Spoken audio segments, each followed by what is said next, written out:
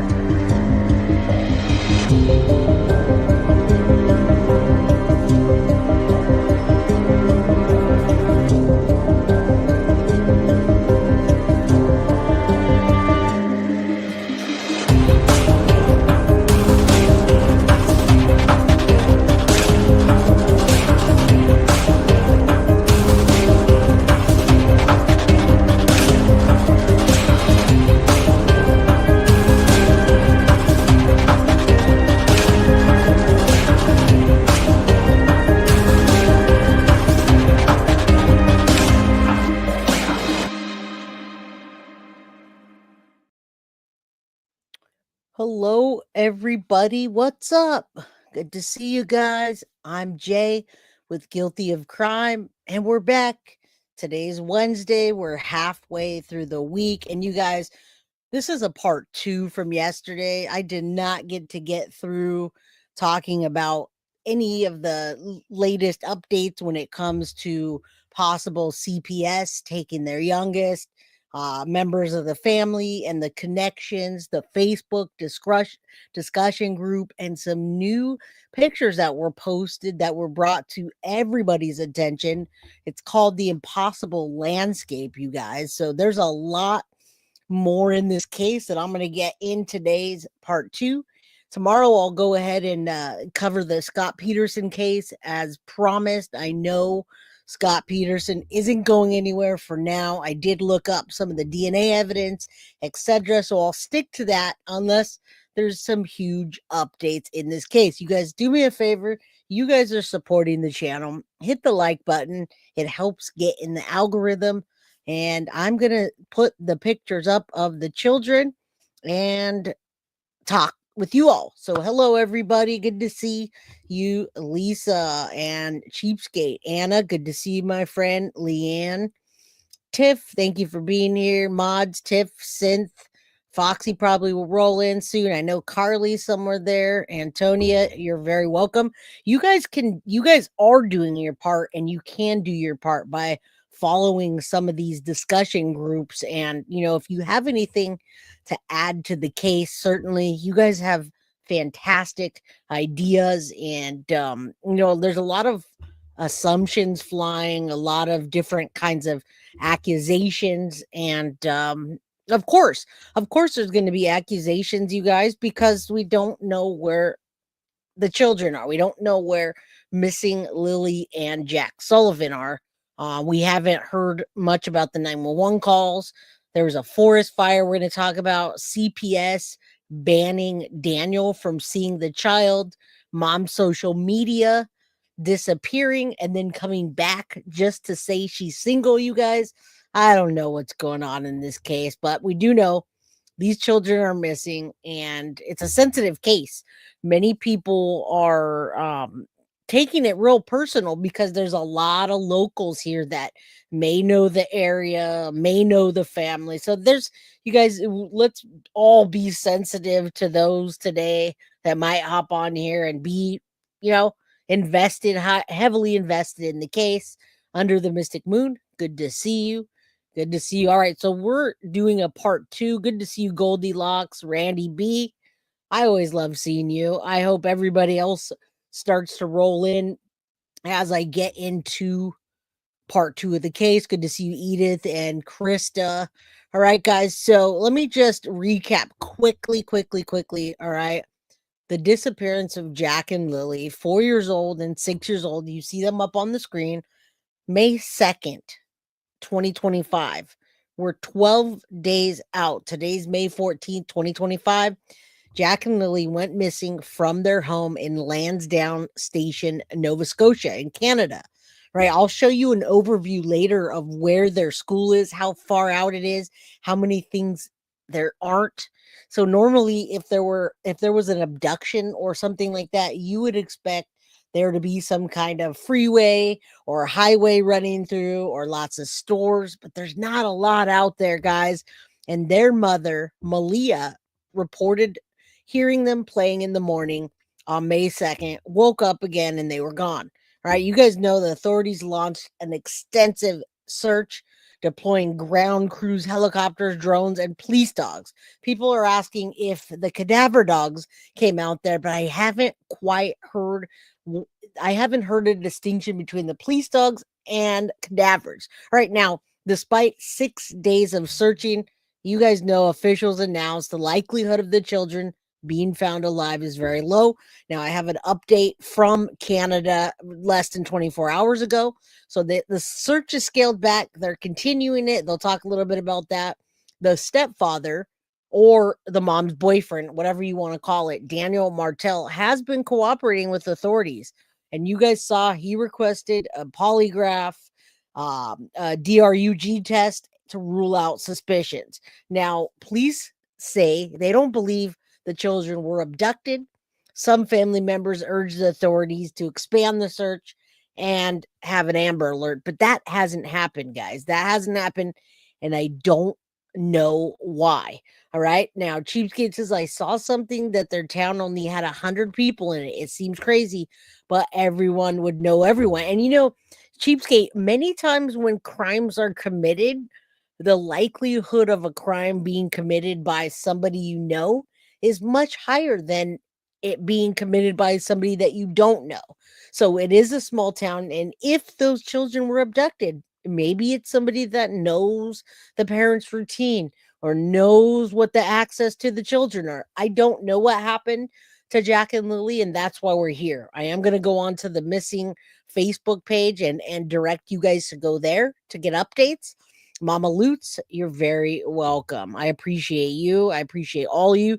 I appreciate you guys for being here and understanding who I am on Guilty of Crime. You guys have been here for a while. You understand my humor in times where humor is not necessarily needed, but it's needed, right? So thank you. I appreciate you guys. Michelle and Millie, good to see you, my friend. Pointer Lover, all you guys are back. Thank you. All right, so you can see the children there. I'm gonna leave it up for a minute while I talk. Sister and brother, Jack and Lily, 4 and 6. Now, Malehya Brooks is the mother. Malehya Brooks Murray. Daniel Martin is the partner. People call him the stepfather. All right, so Malehya moved to Daniel's home 2 years ago, you guys, and as a stay-at-home mom. Daniel works at a local sawmill, but work has slowed down in the recent weeks and he was not at work on Friday. All right. Now, the children were seen last from the school bus or the driver on Tuesday of the Tuesday before they went missing. And they have a baby named Meadow that's 16 months old. And that's Malehya and Daniel's baby.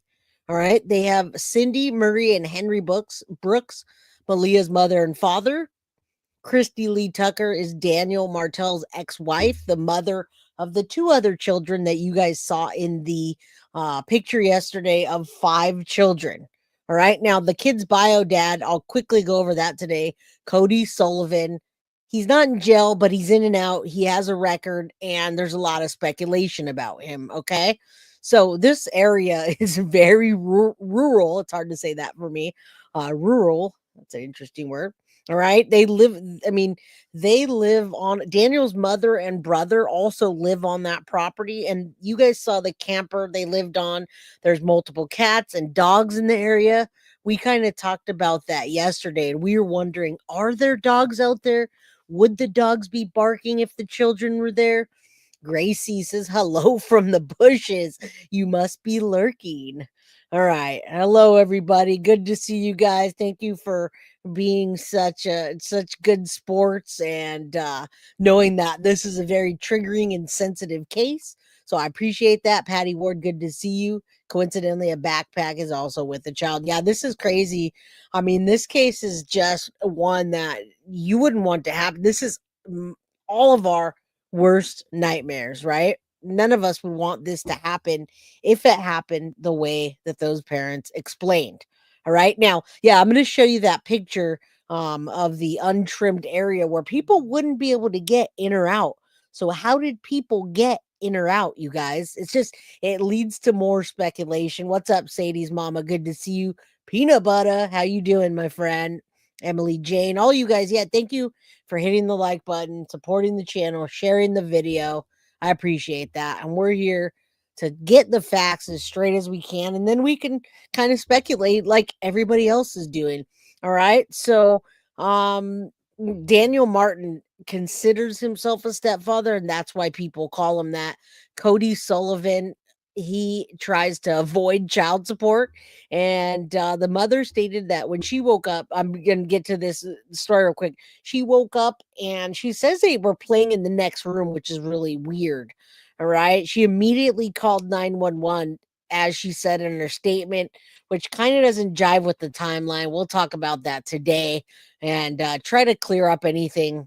All right. Mother and stepfather seem to be pushing a narrative, but now with Malehya uh, ditching out on Daniel, things are going to change. All right. Things are going to change. So let's I'll get into more things about some of the some of the comments that they made that just don't seem right. And it's hard to tell because it keeps going back and forth. Like in one statement, they say the kids won't will talk to anyone, and then they talk about not understanding stranger danger.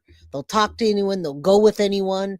But then in another sentence, they say that the mom says that they're not very verbal. They lack in school, which has nothing to do with autism, by the way. All right. She talks about them playing alone outside, but she never lets that happen. All right. Now, the stepfather, you heard him say they don't like being wet and muddy. So immediately they would have come back to the house rather than continuing on wherever they might be going. All right. Daniel stated the cops should be monitoring provincial borders and airports. There hasn't been one authentically positive thing said about either one of them to the media. I think the most positive thing is the dad showing some emotion, like he's missing them. I mean, he seems more genuine, right? So of course that's going to fuel this flame that's going on social media. All right. Sadie, be careful. Leanne says, I don't know what Sadie's doing, but yes, be careful.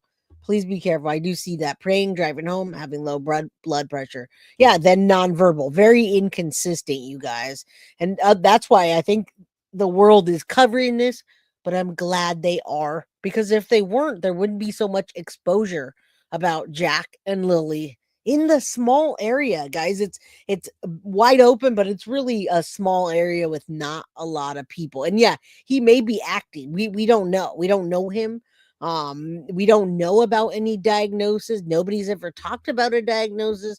Obviously, HIPAA laws prevent us from being able to see that.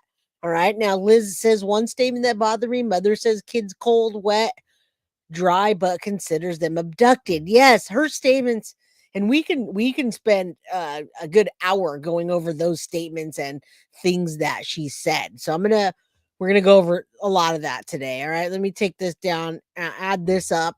Thank you, Synth, for sending this. This is an aerial shot of that area and the school where the children went.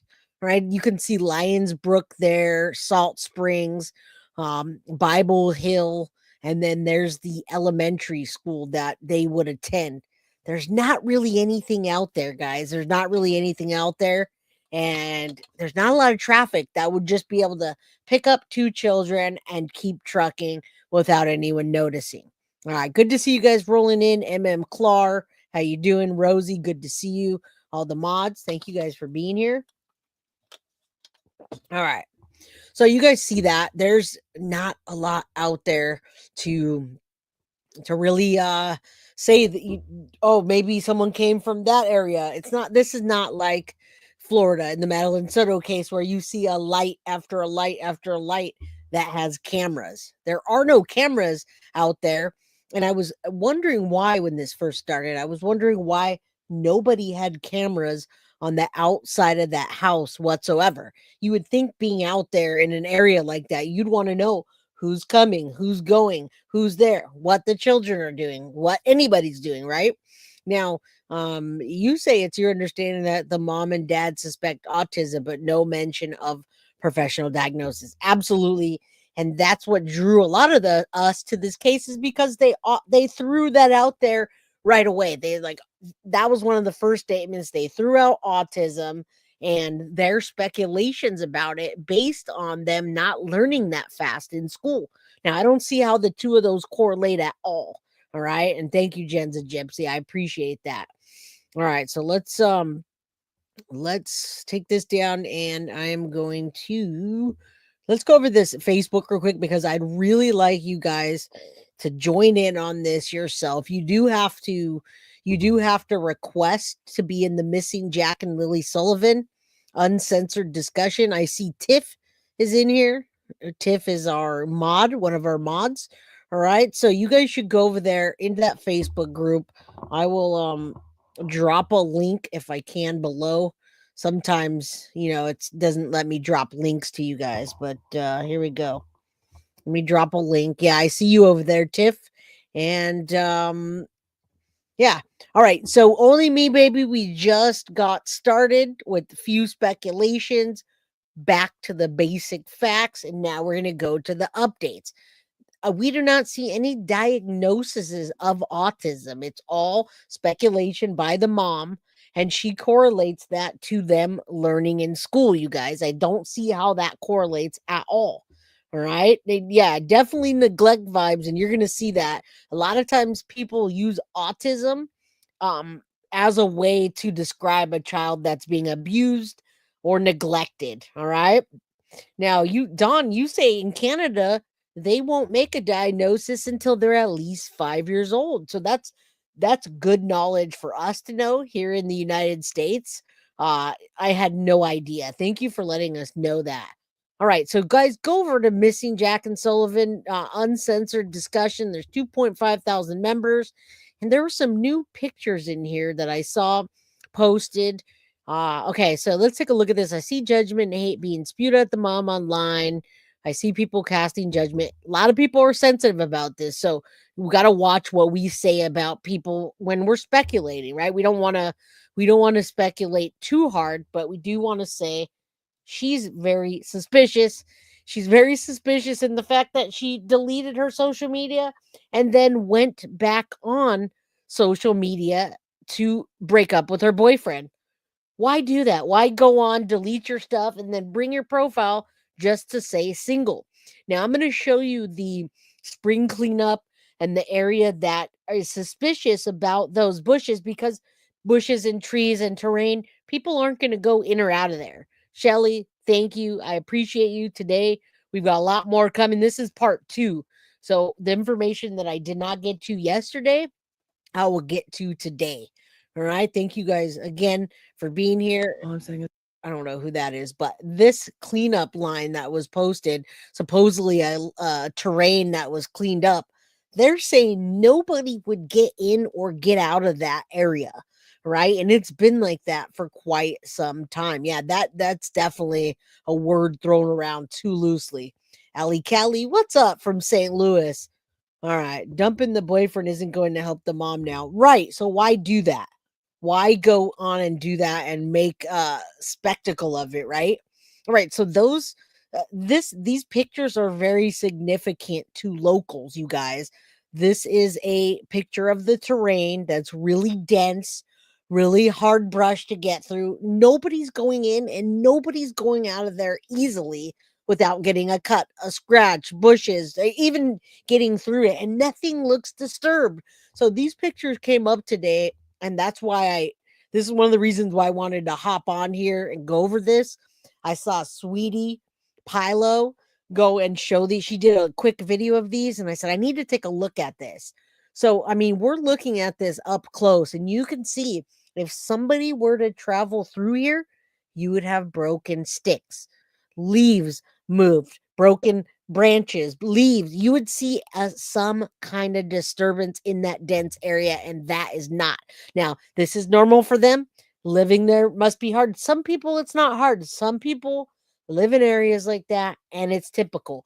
But if you're talking about abduction with a terrain that's surrounded like this, you're not seeing anything interrupted in that area. So where are people coming and where are people going? This is a big deal in that area right now, these pictures. All right. So what's up, Sam Brown? How you doing? It does look rough, and that's why this is a huge topic of discussion on Facebook. All right, guys, you can see that there's no disturbances in that area, in the terrain, in the pictures that I've showed you. There's not a disturbance in the trees. There's nothing. And again, yes, praying for Jack and Lily. If you're local, you guys, please get out there and help the searches if they're having them. Whatever you can do, go join this Facebook group and, see what's next. Right. I'm going to make this big real quick so you can see the terrain, and no broken leaves, no broken branches, no leaves out of place. The terrain's very rough. How do you sneak in and sneak out of that with 2 children? What do you think? What do you think? All right. No way could ignore miss the little girl cry. We heard her scream. Right. I'm not so sure 2 little kids could travel through there either. Exactly. Exactly. So that's what I wanted to show you. And I want to make sure that you guys go over and check out the Facebook page yourself so that you can keep yourself informed. All right. So people in the area are talking a lot about the terrain, a lot about the mom, a lot about the dad. So here's a good one. She says, I took a walk along the property line just to give people an idea of what the woods in Pictou County are like. We live about 20 minutes drive. We fenced it for our horses, took the fences down, and after last horse passed 3 years ago, if we got out, they couldn't get through these woods. Most of the big stuff's already down. If it could fall on the house, we cut it down, then we moved. Okay, so the woods are dense, literally just junk and bushes. So those people posted it, and as you can see, people aren't moving through this. They're not moving through it without disturbing it or themselves. All right, guys. So that's a topic of discussion on that group, and I do appreciate that. I do. All right. Latest news from 2 minutes ago, Lily and Jack, one of them will be found soon, it says. I don't know what that is, but you guys can go check it out. All right. A lot of people wanting to have this case solved and find the children, obviously. All right. So I'm going to get into and thank you for the 420 membership, Foxy. It's 421. Thank you. All right. Let me give you a quick update and then we'll get into some other things. All right. And here's an update from the local news, CTV, less than 24 hours ago. They're still looking for 6-year-old Lily and 4-year-old Jack Sullivan in Pictou County. RCMP decided last Wednesday to scale back the search, but they insist they're still following every lead. Lily and Jack were reported missing more than a week ago and were believed to have wandered away from their home in Lansdowne Station. Since the initial search started, RCMP say they've covered over 5 square kilometers of heavily wooded rural terrain in the area. So far, they've received over 180 tips and interviewed 35 people, among them those closest to the children, including family. Police have spent days searching land and water, but didn't find any evidence of the children. In a statement, RCMP says they continue to work day and night, and like all Nova Scotians, want answers and want to know what happened to Jack and Lily. Police are urging anyone with information about the kids' whereabouts to reach out. Todd? All right, Hafsauer, thank you for that.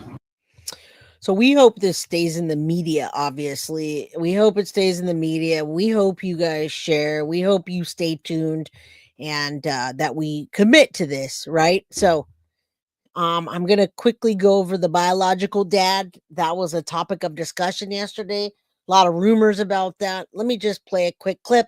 I'll show you his Facebook, and then we'll see who the dad is, why they don't rely on him trying to dodge child support. Okay? And then we can get a lot of those questions out of the way. Kalista, how you doing? You're very welcome. We want to cover it in an informed way, and that's what we're trying to do without just saying parents are sus and no reason why. But thank you. Absolutely. You guys have your opinions, and thank you for having them in chat. I appreciate it. All right. Let's play this real quick about the bio dad. All right. Jack and Biological Lily. dad of Jack and Lily Sullivan, the missing children in Nova Scotia. His name is Cody Lee Sullivan. He is not in prison. Oh, sorry. He's not in prison. A lot of people think that because he has not been involved in the searches, he's not gave comment, he's not come forward, he's not helping, that he must be in jail, but he's not. He actually is awaiting a different a court hearing for a crime that's completely not related to this. And the crimes on his records are like knife crime, violent robberies. So he's got quite a prolific criminal record with dangerous and violent crime. Now he is awaiting a court for that he will likely go to prison, but he's just not yet. So that is sometime this year, but he's not in prison as of like right now. The family. All right, so he's in trouble quite a bit, guys, and let me just show you his Facebook. You guys can keep up on all of this. I don't see a lot of action, we'll say, on his Facebook. This is their biological dad, Jack and Lily's, okay? And I mean, he looks in his pictures, it looks like quite a while, but looks young, like he's just out having a good time. And he just doesn't post a lot. All right. He doesn't post a lot. This last one is from March of 2019. All right. And he's talking about, he's asking if anyone has an old working phone he could buy. So as much as that is their biological dad, and you heard about that, that's a friend, that must be the biological dad. And yeah, he's not involved. So that's probably why they call the stepdad that. Okay.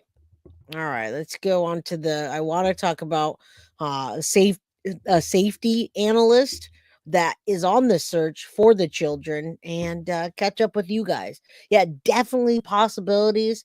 Ananaska says, read this. Facebook in Canada does not allow us to post any news outlet links. No CNN, no NYT. Wow. Yeah, Canada is much different than the United States, and I appreciate you letting me know about these things, because I don't know. I just don't know those laws. I don't know about the Amber Alert, why that wasn't done. I have no idea. Maybe some of you local might know that. All right, Jack Stormo, thank you. Number 100. Awesome. All right, let's listen to this, guys. This is a safety analyst on the search for the children. And then we're going to talk about Jack and Lily Sullivan missing, obviously, 911 call, a forest fire, CPS that bans Daniel from seeing his child and why, and then Malehya's social media post. We're going to listen to all that and catch up on it today.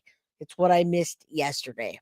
We also have another video from Deception Detective that just came out right after I finished yesterday. More now on the search for the missing Sullivan children, and we're joined by CTV public safety analyst Chris Lewis. Chris, during your tenure as commissioner of the Ontario Provincial Police, of course, you would have seen similar cases to this. What struck you about that RCMP update yesterday and what they had to say? Was there anything?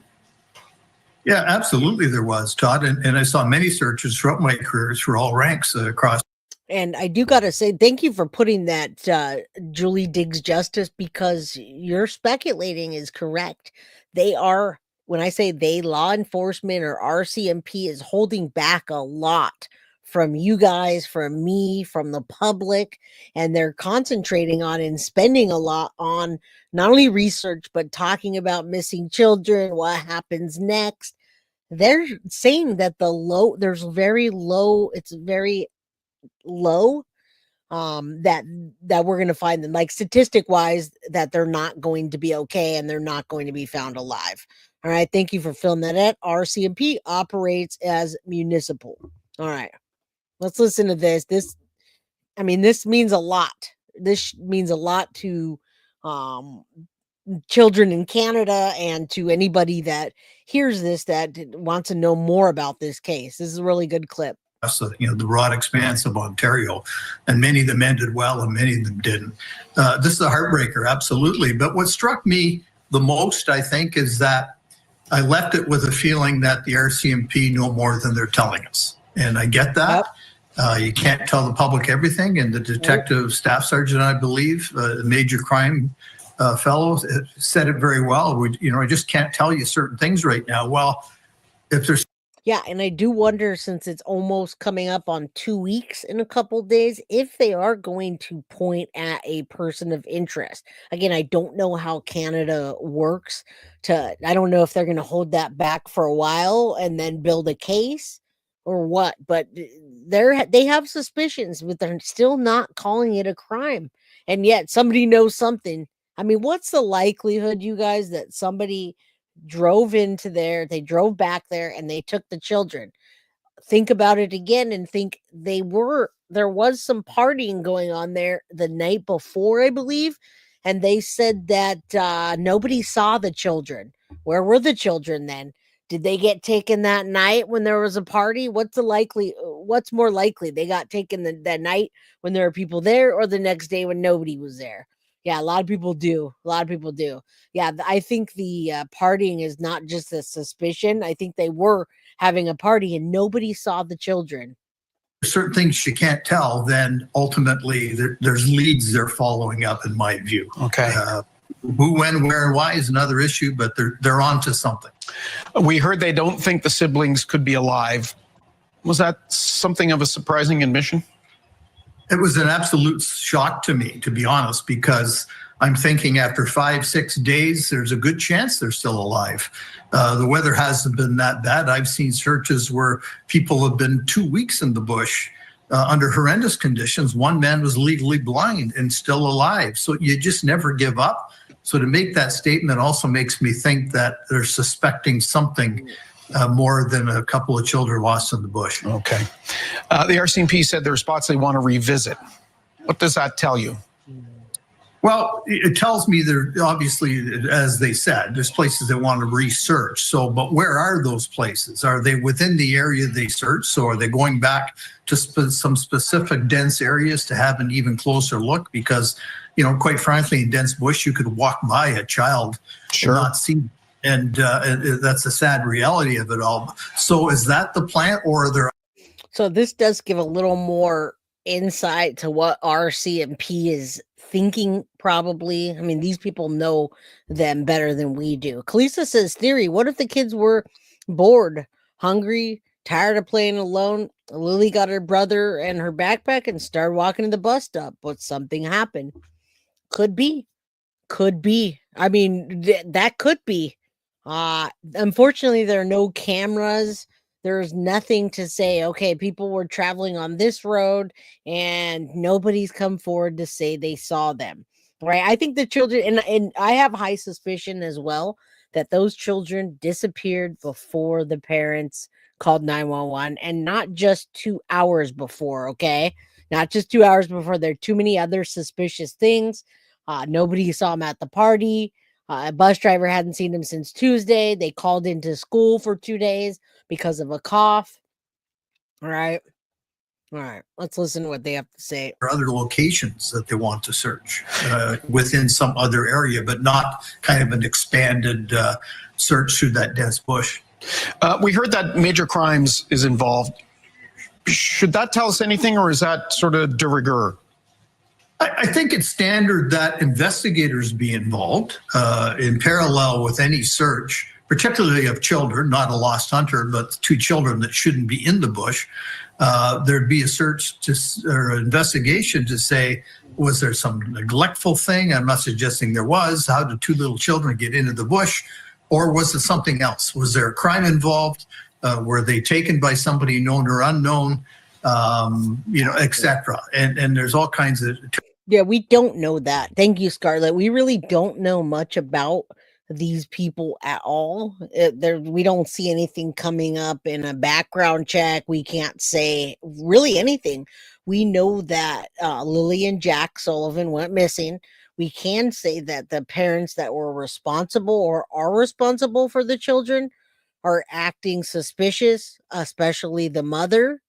All right. So we can say that, but we haven't dug anything else up. But we do think it's a possibility that the smallest child was taken away by CPS. And once we hear more about that, we will be able to say a little bit more. All right. And I'm glad the police are being careful with this case because it's two small children that you got to be careful with that. I mean, it's hard to even give out information about children in general. So, yeah, they don't want to say too much. Yeah, the ever-changing story. We'll get that clip just right next. Terrible possibilities that come to mind here. But obviously, major crime is there. They've had the big gun there, not a constable, detective, and a detachment. Mm-hmm. And so they're onto something here. On that point, the stepfather has told us he suspects they might have been abducted. Does that trigger anything at the police level? How do they react to a statement like that? Well, I mean, yeah, they'd be on it like, absolutely, because why do you think that? Who do you think did it? Who had a reason to do it? What makes you say that? Because at that point, as a father or stepfather or mother, you'd be thinking, oh my God, we have to find them. Where are they? Not suddenly out of the blue, oh, I think somebody abducted them. I mean, that's kind of a bizarre statement. But people are people, and they do and say different things when they're under stress. So, yeah, so there's a gentleman that broke down the mom's interview, and my goodness, he broke it down word for word. I don't know if we'll have time to get into that today, but I believe if you haven't seen the channel already, it's called Never a Truer Word. And when you listen to that breakdown and the way he tells you word for word of what Malehya says, what she didn't say, what words she left out, it's really, you can pick it apart. I mean, it's picked apart even more than like Deception Detective. It's just word for word. All right. And we don't know about the bus driver. I'm sure they've questioned the bus driver, but this case is not getting out there. There's no FOIA that you can put in. I don't know much about Canada, but this is so new. We don't even know.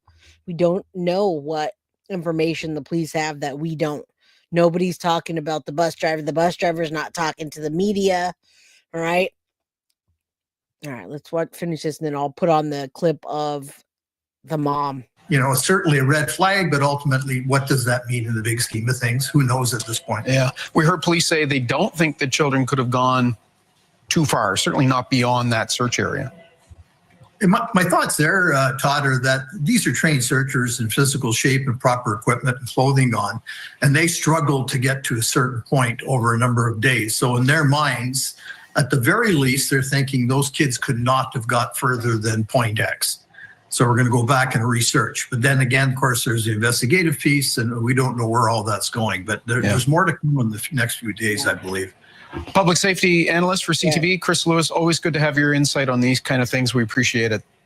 You too, Todd. Always my pleasure. We'll take a break. We'll be back with... All right, so right after this one, we got this. Somehow it gets worse. With the mom and Deception Detective. This came out 23 hours ago. Let's take a look at this. Yeah, if you guys want to watch Never a Truer Word, you'll see how they picked it apart word for word. There is so much content to consume on this. And hopefully, as you're watching each and every person's content, you can put this together, in a rational way, without just speculation. All right. So let's take a look at that. Auntie Sherry says, my yard is fenced in. I freak out if I can't get a visual of my dog. And see, that's the problem, is that we don't know if they actually really did wake up at 10 a.m., look around, and then immediately call 911. We're speculating otherwise, right? Yeah, what's up, VW Girl Mel? Thank you for doing that. Bringing attention. New subscriber. Love your channel. Thank you. Welcome. All right. Why would they wander off? Well, children do wander off. I mean, maybe they wanted to go play in the water, climb a tree. A lot of us used to do that when we were younger and we didn't have access to all of the electronics. So maybe they would do that, but there's still no sign of them. There's not a diaper. There's not a backpack. There's not a piece of clothing. There's nothing. All right. I can't listen to subjects. Most of these studies are Western and not applicable.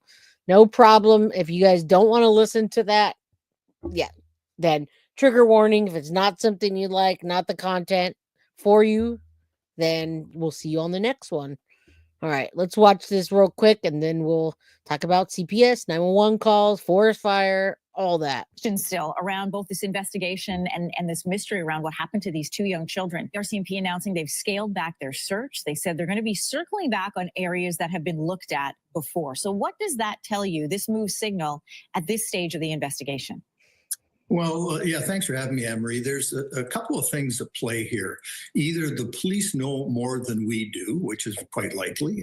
That's ex-police commissioner Chris Lewis weighing in on the disappearance of Nova Scotian preschoolers Lily and Jack Sullivan, and I love his take. So in today's video, let's watch his interview with CTV, and I'll show you why. I'm Deception Detective, an attorney trained in statement analysis. This channel exposes lies and manipulation, so if that's your thing, hit subscribe. For exclusives, early access, and other cool perks, consider becoming a channel member. Link in description. If you're not familiar with this case or just not up to speed because it is developing day by day, here's a quick recap. More than a week later, and there's still no sign of 6-year-old Lily and 4-year-old Jack Sullivan, the two missing children who are believed to have wandered into the woods near their Pictou County home. While RCMP... Yeah, like I said, guys, there's a lot of locals watching out for the news, trying to see if anything new comes to light. Have they seen the children? Have they spotted the children? There are not any reports that I have from people that were at the party that we can say, oh, okay, there were those 10 people they interviewed. They're just not putting that information out, but that's part of the storyline. All right. Thank you. Good to see you. Good to see you from Nova Scotia. Frank Shaw, how you doing, my friend? I hope you're okay. All right. They have a school scheduled for that morning. They hadn't been at school. Friday, they should have went to school. I would suspect. They were also supposed to go to school on Thursday and Wednesday, but they called out. And the day before that, the school day before that, they didn't have school. And then they missed 2 days after. So we don't exactly know really when they went missing other than the mother's word, which we're going to listen to now. You say the search has been scaled back. The investigation efforts are still underway. No new updates have been released. As the community continues to wait, people are feeling sad, worried, and they have multiple questions. Right? The municipality's warden says many are struggling with that unknown. There's a concern about what happened, and there's also within the younger community and their parents, we don't know what happened. There's a lot of apprehension about, do you let your little ones out of sight? Do you let them just play as they normally do and they'll be around somewhere? The warden also urged the public to avoid spreading speculation on site and to be patient as the RCMP continues its work. So that's the rundown. And as you heard in that clip and the intro clip I played, everyone still has questions about this case. And part of the reason for that is that the Canadian police force is very methodical, but they're also very tight-lipped. And yes, that's what I wanted to convey to you all. And for those of you that do live in Canada, you see the missing children problem. We talked about statistics on how many missing children went last year in Canada, how likely it is for them to come home if they're not found within a day. Now, that never a truer word dissects both parents' words. So if you guys do want me to listen to that, it's about 30 minutes. Let me know. I have two clips queued up. One is going to talk about CPS and all the other things, but if you want to listen to that next, let me know. It does dissect word for word for word for word both of the parents.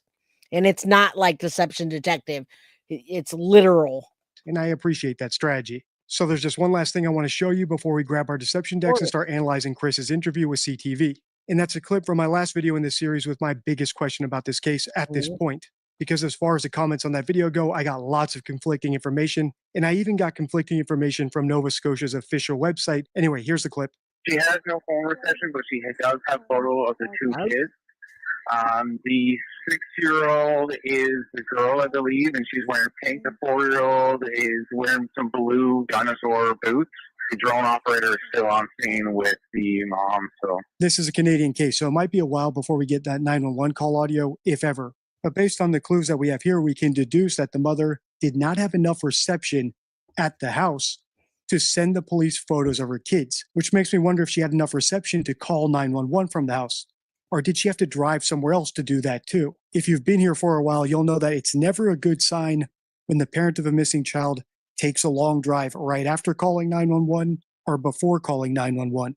Meanwhile, this case happened in rural Nova Scotia. So my big question is, if Malehya didn't have enough reception to send photos of her kids to the police, did she at least have enough reception to call 911? Or did she have a landline? And if not, how far away did she have to go to get that reception? Does she just have to walk down the driveway?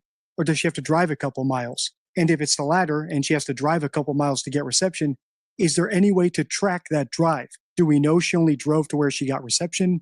Or could she have gone? Not only that, guys, I want to ask you in chat, and you guys can just speculate while I'm playing these things, but who thinks that those children went missing way farther away from the time that the parents called 911? They made it seem like 10 o'clock, they called 911, and the children were only missing for maybe an hour. So since day one, I've thought that they either were missing or something happened the night before and they didn't call until next day, or something happened way earlier on. They did everything they needed to do to get rid of whatever they needed, and then they called 911. Something's not adding up. They're missing. Yeah, I do think they're missing longer than that. It just is not adding up. They didn't find anything. All right. Yeah, and we shouldn't jump to conclusions, but you shouldn't feel ashamed. You shouldn't feel ashamed about jumping to conclusions. We are all speculating here. And right now we have to look at the last two people that were supposed to be with them.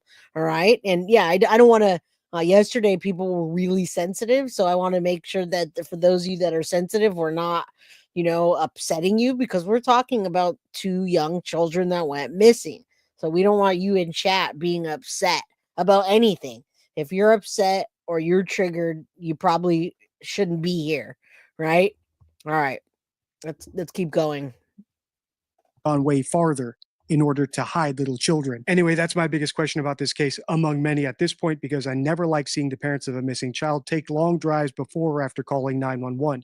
It happened with William Turrell in Australia, where his foster father ostensibly drove to town in order to get enough signal to call emergency services. It also happened with Madeline Soto, Chris Watts, Sebastian Rogers, the list goes on. All right, without further ado, let's listen. The staff sergeant in charge of the investigative side of this said he just things he couldn't say. At the same time, it's very, very intense and very thick area that they're searching, very difficult to traverse, even for trained adults, let alone children. So they've obviously made the decision that they don't believe the kids have got further than their perimeter, the area they've already searched. So they want to go back and research it. And he also specifically said there's areas that they want to revisit. So why is that? It's disturbing to me that they think the children may not be alive, but the RCMP are really good at this, big searches and investigations, and so they know something we don't, and we have to trust them that hopefully these kids will be found alive, and they'll, if possible, they will do so. Is it possible one of the areas they're going to go back and research is the children's home and the property surrounding? It could well be. It could be specific areas in that turf that maybe there's water, culverts and things like that. I don't know. I'm only guessing here. But they're pretty careful to how they worded it all, and which makes me think, once again, from an investigative perspective, they know something we don't. And I would hope they know something that we don't know, right? Again, yeah, today is very triggering. It's a triggering topic, not just today. Oh, every day. Every topic we cover is triggering, and we try to make the light of it. We're either gonna cry about it, or we can look into it and then laugh sometimes and not be so serious. But yeah, this is a serious topic, right? And you guys understand that. I appreciate that. Also, stepdad couldn't stop giving interviews. Yeah, seems to have gone very quiet. Well, now with the split up of him and the mother, Malehya, I think I'm saying that right. Now it's going to be a different story, you guys. Now they've been missing since May 2nd. Today is May 14th. It's 12 days, you guys. Yeah, of course, this is very serious and very sad, but you know how we do true crime here, right? Very serious, very sad, and we look at the bright side on some things, and sometimes we gotta laugh or we're gonna cry. Which is almost always the case. But the investigation, the search always happened in parallel. Right. But in this case, it appears that it seems to be narrowing down to a point that we're going to know something soon. And fingers crossed, it's good news, but they're not holding out a whole pile of hope at this point, unfortunately. If you're not aware, I analyzed another Chris Lewis interview a few days ago, and the reason I like his take so much is because this is the first Canadian true crime case I've analyzed on YouTube. So it's nice to have someone who's familiar with their procedures and who can read between the lines, because he confirmed lots of what we said over here on the channel. For instance, as he said there, the fact that the police are winding down the search is bittersweet. It's bitter because it means that the children probably are deceased, and the police have good reason to suspect that. But the sweetness, if it's any consolation at all compared to the tragedy of losing 2 children, is that the police probably have a good idea of who the culprits are, which is how they were able to make that deduction after the kids had only been out in the woods for a couple days. Usually searches last way longer than that, no matter the conditions. All right, let's keep watching. It's interesting that your experience and instinct tell you that they're narrowing in on something soon. One thing else that stood out was that major crime. Now, if you guys are in Canada, a lot of you, I see people that either know laws in Canada, maybe you're from there, or you've been studying true crime in Canada. I've never covered, I don't think I've ever covered a case from Canada, and I haven't covered a case from Canada like this, right? Where children, anybody went missing, and there's this huge flurry of activity going on, and people are saying one thing, other people are saying another. Many people agree on the last 2 people to see the children that are responsible for the children should be held responsible for the children.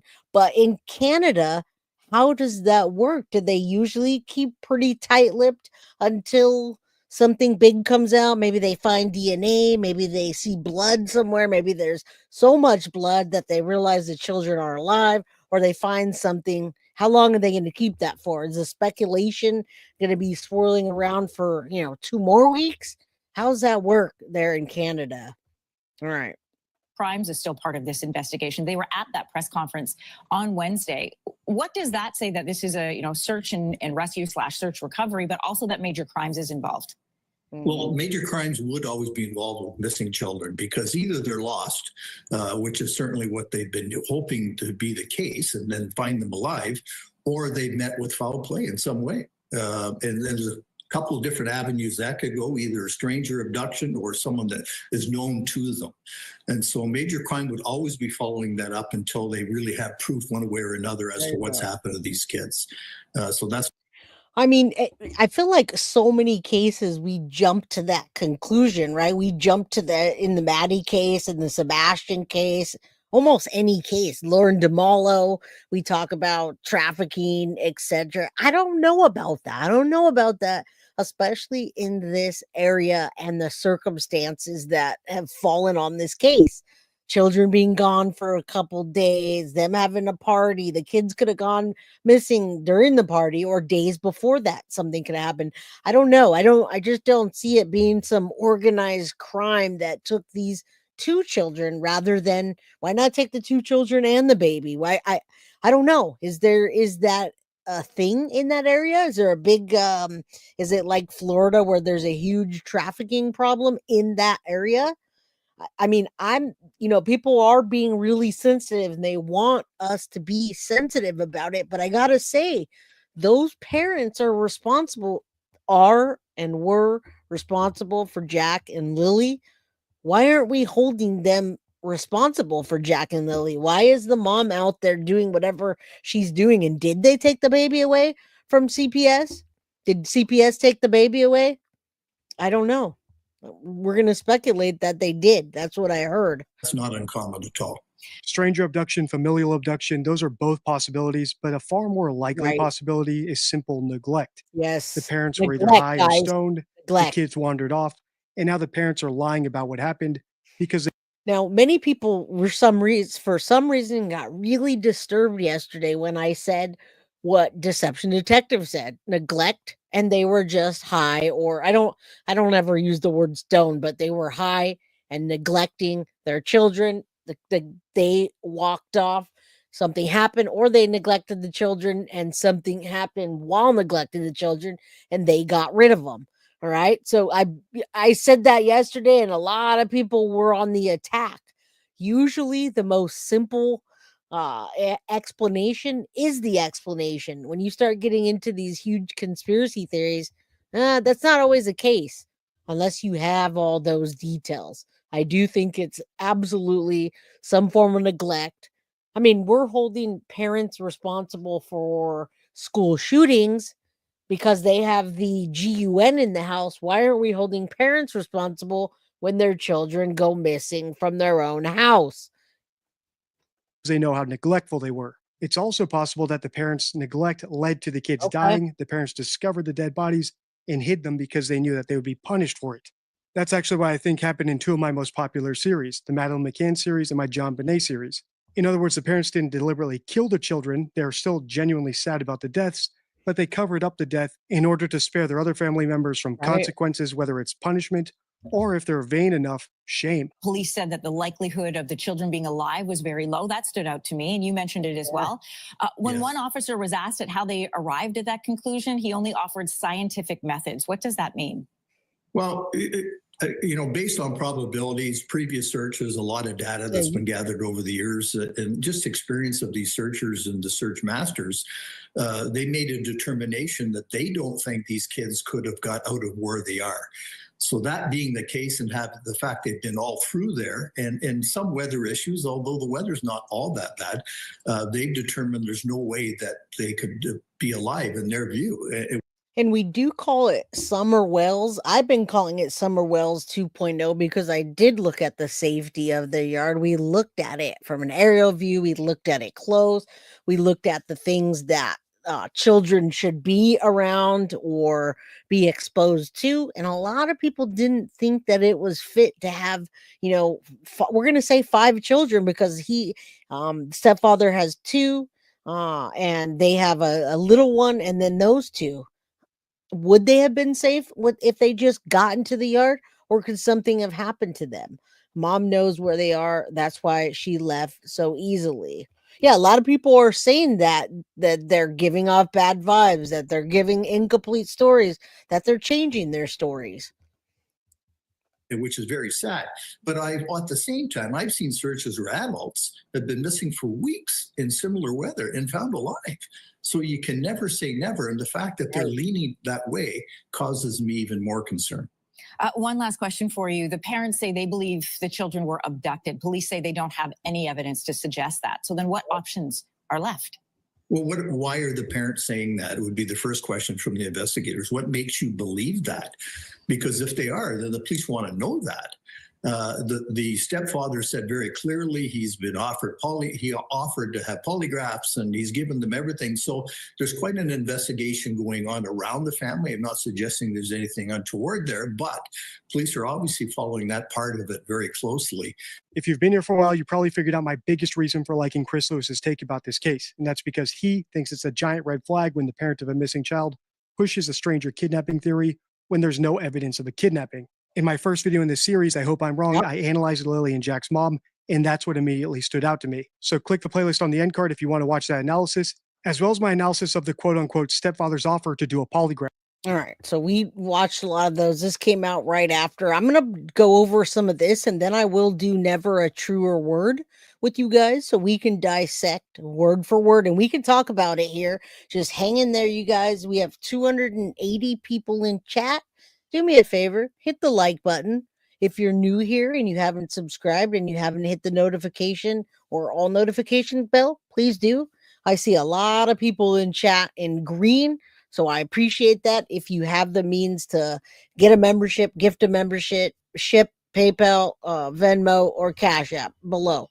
All right, guys. And yeah, well, we know who takes off. Katie Proudfoot took off, right? She went in the RV and packed up with Chris, and they left. They didn't wait for the children to come back. This mom left, shut down her social media, put it back on. changed her status to single, and then dipped out. All right. So that's what we're going to talk about now. 911 call, forest fire, CPS ban, and Malehya's social media post. And if you guys stay here, then we can do the never a truer word together. All right. Thank you. Appreciate it. Stressful. I mean, Oh. ever since the Friday morning when we noticed that the children were gone. All right. And everything is in my description, but I did want to shout out to Shanitra Speaks. Great coverage, puts it together fast, details. I love her voice. I think she's the next up and coming plunder, in my opinion. Does fantastic work. So go subscribe to her if you haven't. She covers lots of complex cases that have lots of details intertwined that we wouldn't know otherwise, because this is not just as simple as getting a FOIA request. It's talking to the community, looking at social media, and digging in. All right. They do need to take them up on that offer on the polygraph, and we've heard nothing else since then. We don't know. We don't know if he's done that. Many people talk about the polygraph test and how it's not available and they need to come out there, but we haven't heard one other thing. These are the updates I do have.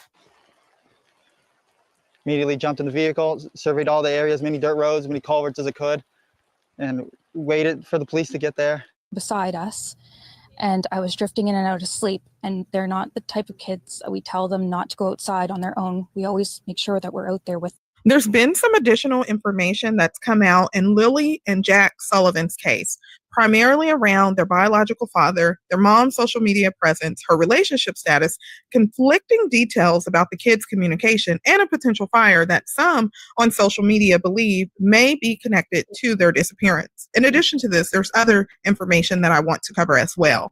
But before we get into all of that, let's take a moment to walk through their background in case you're not familiar with this story. And they happen to just get out that sliding door, and we can't hear it when it opens. And they were outside playing, but we weren't aware of it at the time. And the next thing we knew, it was quiet. And we get up, and I tell him, my partner Daniel, I tell him, "Do you hear the kids?" And he says, "No." And we get up instantly. We're looking outside. We're looking everywhere, yelling for them. And I instantly just call 911. I just had the instinct I needed to call. They're both really go-lucky. Wait until this gets ripped apart, you guys, word for word, the things that she doesn't say, the things that she says, the missing words that she doesn't put in there. You might not notice now, but you will. Jay, I never get a membership. I won't be getting you're not going to win the Kentucky Derby. You're not going to bet on it. Well, RL, I hope you do get one. We gift memberships all the time. So just stay here and hang out with us. You'll probably get one. All right. I hope so. All right. So these are a lot of things that this is what we're looking at right now. A lot of people are suspicious of the mom. Why does she talk like this? It's like this happened. There's these timelines that she sticks to with no emotion. All right. And when it gets picked apart, you're going to see what I'm talking about. She gets ripped apart. Children, they're so sweet. They talk to anyone. They'll talk your ear off. They will speak to anyone in a store. Everyone. They're just extremely sweet kids. I appreciate the huge search effort going on right now. No, can you imagine? But we've been pushing for an Amber Alert, which hasn't been issued. Not just that they could possibly be abducted, which it is a possibility that they could have been, but just an alert to let everyone know that they are missing. We had people text me saying that they weren't aware, someone else let them know that they were missing, and it would just be nice if everyone could be alerted. We thought maybe that we found tracks, but it's still uncertain. It's been raining and they're probably soaking wet, but with the sun today, I'm hopeful that they are feeling warm. We're all filled with pain and sorrow because we just want them found. We want them home. Everyone loves them. They are definitely verbal, and they do have possible autism. See, she's talking about very verbal, but then before she's talking about how they talk to everyone, and then she starts going into the whole autism and their learning. I mean, it just doesn't make sense how she goes back and forth and flip flops at all. And that's what people are talking about. But we're not just, this is just the very intro. We still have a lot more to talk about, guys. So please hang in here and let's find out about this case even more and rip those words apart. And we want to stay tuned for any updates. If you have any while this is happening, please send them over. But it's not extreme autism. It's just they have issues with school, and they don't catch up with the other kids. I just want to remain hopeful. But there's always, in a mother's mind, you're always thinking the worst. Last night was one of the worst nights because I didn't have them in their beds.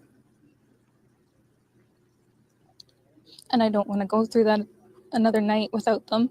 6-year-old Lily Sullivan and her 4-year-old brother, Jack Sullivan, were described as best friends. Shortly after their disappearance on May the 2nd, 2025, their mother, Malehya, shared a social media post stating that Lily and Jack were not shy to strangers and would go with anyone. In fact, because of this, she was especially concerned for their safety, believing they were unaware of stranger danger, which is why she strongly advocated for an Amber Alert to be issued. In the post shared to social media after their disappearance, Lily and Jack Sullivan's mom, Malehya, said, "I want an Amber Alert for my children. I want my babies home.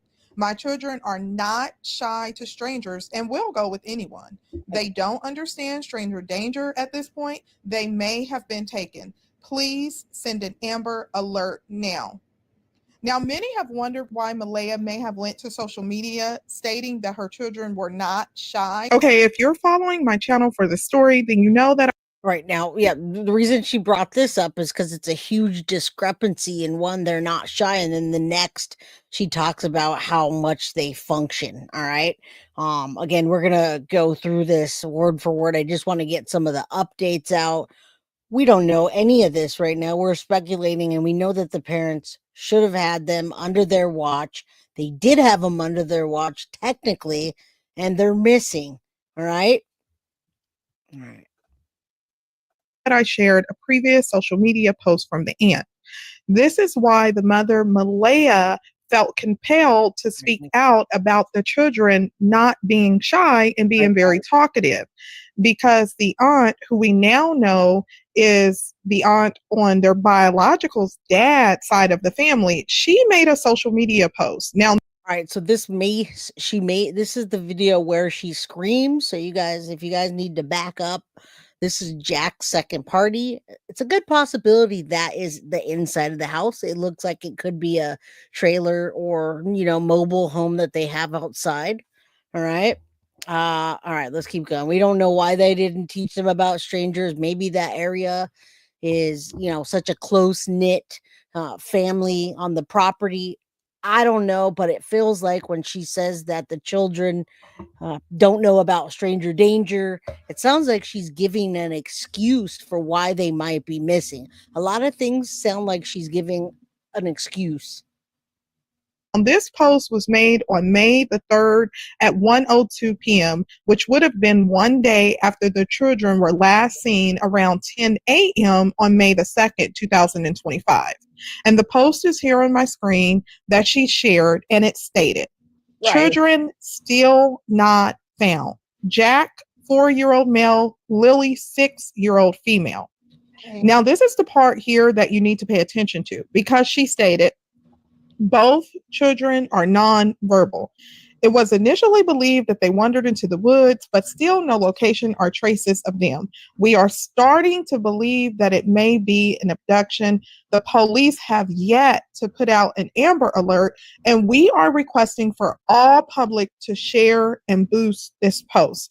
So although the mother, Malehya, who is their biological mother, has stated that both children are very talkative, that they will approach strangers, and that they are unaware of stranger danger, the dad side of the family has stated that both children are nonverbal. Now, Right. So there you go. There's some of the discrepancies, excuses. Now you got to think that they lived on this property with family next to them, a yard with a fence. And I mean, you see the thick, dense brush. Where would the children be able to go past the brush, past the fence? It's just a big open area unless somebody came in and took them, or unless something happened with these people. There's not a whole bunch of possibilities, and we know 2 children, 4 and 6, don't just go missing and don't and that walk away and don't come back. Hello, Allison, good to see you. All right. Now, of course, there's been a lot of speculation online about the last date that the children were in school. As you may recall, April the 29th is the last day that the kids were in school. After this, on April the 30th, that was no school on this day. So then the children were kept home on May the 1st and the 2nd, owing to illness, according to Daniel Martell, which is Malehya's boyfriend. Okay, so from April the 29th of 2025, that's the last day that the school was in contact with the kids because they attended school on this day. Now, April the 29th, that has been verified by the bus driver. All right, so there it is. There's a bus driver. Thank you for sending that over, Tiff. The bus driver did verify it. They did get a statement. All right, so there's the bus driver talking about Jack and Lily. I see a little quick video. Bus driver shares more info. I don't know if we're going to be able to get into all of that today, but the bus driver did share more info. You see how many days they went missing from April 29th to the 2 days off. That's a lot, you guys. That's a huge window. Would you believe Katie Proudfoot if she told you it? Let's say Sebastian had been gone days and days before and nobody saw him. Would you believe that that was the missing time and date? And thank you, Nat, so much for gifting those 5 more memberships. That's 10 memberships altogether. Thank you so much. I appreciate you. All you guys that support the channel, thank you. Thank you, thank you, thank you. All right. There's a bus driver. He's putting Jack and Lily's name. They're missing from that bus. He recalls that he dropped them off and at the end of the dirt driveway after school on April the 29th. Now, April the 30th, there was no school. There is speculation online that something may have happened to the kids in between April the 30th, potentially April the 29th. Many are speculating because that was the last day, and maybe, but that is speculation. The authorities have not confirmed or provided any update. All we know is that the school confirmed that the last day that they both were in school was April the 29th. April the 30th, there was no school. May the 1st, May the 2nd, they were kept home from school owing to illness. And May the 2nd, of course, that is when their mother calls 911 around 10 a.m. to report them missing. Now, of course, everyone wants to know about the relationship with the mother and Daniel. So what we know is that Daniel provided additional information, and what he states is that they have been in a relationship for the last 3 years. Malehya, of course, she moved to... All right, so we're getting a lot of background on these people, and it's very suspicious that the children go missing. Malehya goes and leaves the property with the youngest baby and then just breaks up with stepdad, boyfriend, whatever you want to call that, you guys. Very, very, very, very suspicious. All right, you guys, anybody can say whatever they want, but we are doing true crime here, and true crime, you point to the people that are responsible, that were last with them, etc. So you got to look at these people here, and you got to look at the background and say, okay, yeah, perfect, right there, boom. We're not blind, right? Now, shouldn't they have been wearing pajamas? Their clothes description sounds like what they're wearing was Tuesday or Wednesday. They weren't even really sure. And we'll go over that again. All right. Hello, everybody. Good to see you. Hope everyone's doing well. Parents are watching other cases. The cases seem familiar with the past cases. Something could happen the night. That's what I'm saying. It could have happened 2 nights before. We have no idea. All right. But we do know about these people, and we can formulate an opinion based on what we're hearing here. that community to be with Daniel, is what he said. So Malehya moved up to the community to be with Daniel, and she's been staying there for the last 2 years. And she moved into the childhood home of Daniel Martell. And of course, he's presented himself as the children's stepfather. Now, everyone has questions about where is the kid's biological father. According to Malehya's family, the children's biological father has no contact with them. Mr. Martell's mother, which is Daniel, also lives on the property. So on the property. All right, you guys hear that? The property, who's on the property, how long they've lived there. So they're going to finish talking about that.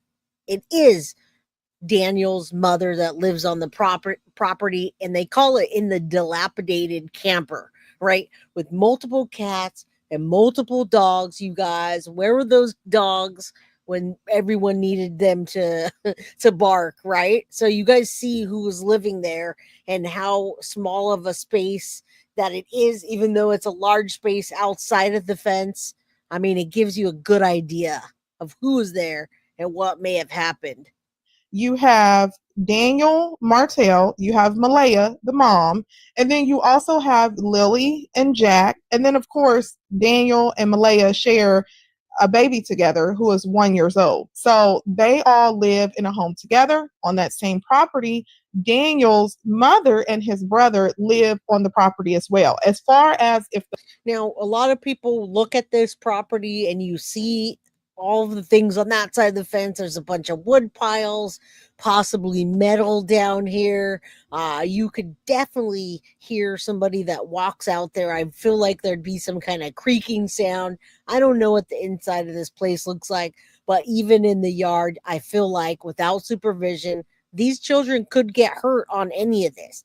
And then if they step outside of this, there's even more things that can happen. All right. So as much as we're trying not to be judgmental of these people and their lifestyle, we have to look at them closer and be a little bit judgmental.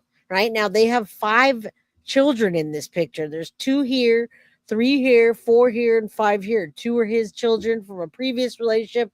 That's his little baby with this lady, and then Jack and Lily are down here, right here.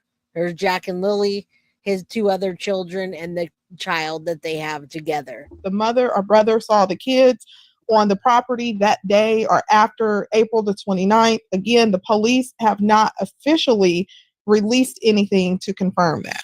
Now, of course, everyone has questions about the biological dad and his side of the family. So, of course, Malehya and Daniel Martell. Daniel Martell is the stepfather. Him and Malehya, as I said, they've been in a relationship for the last 3 years. She moved to that community to be with him, as you guys heard, and she's only been with him in that community for the last 2 years, although they've been together for 3 years.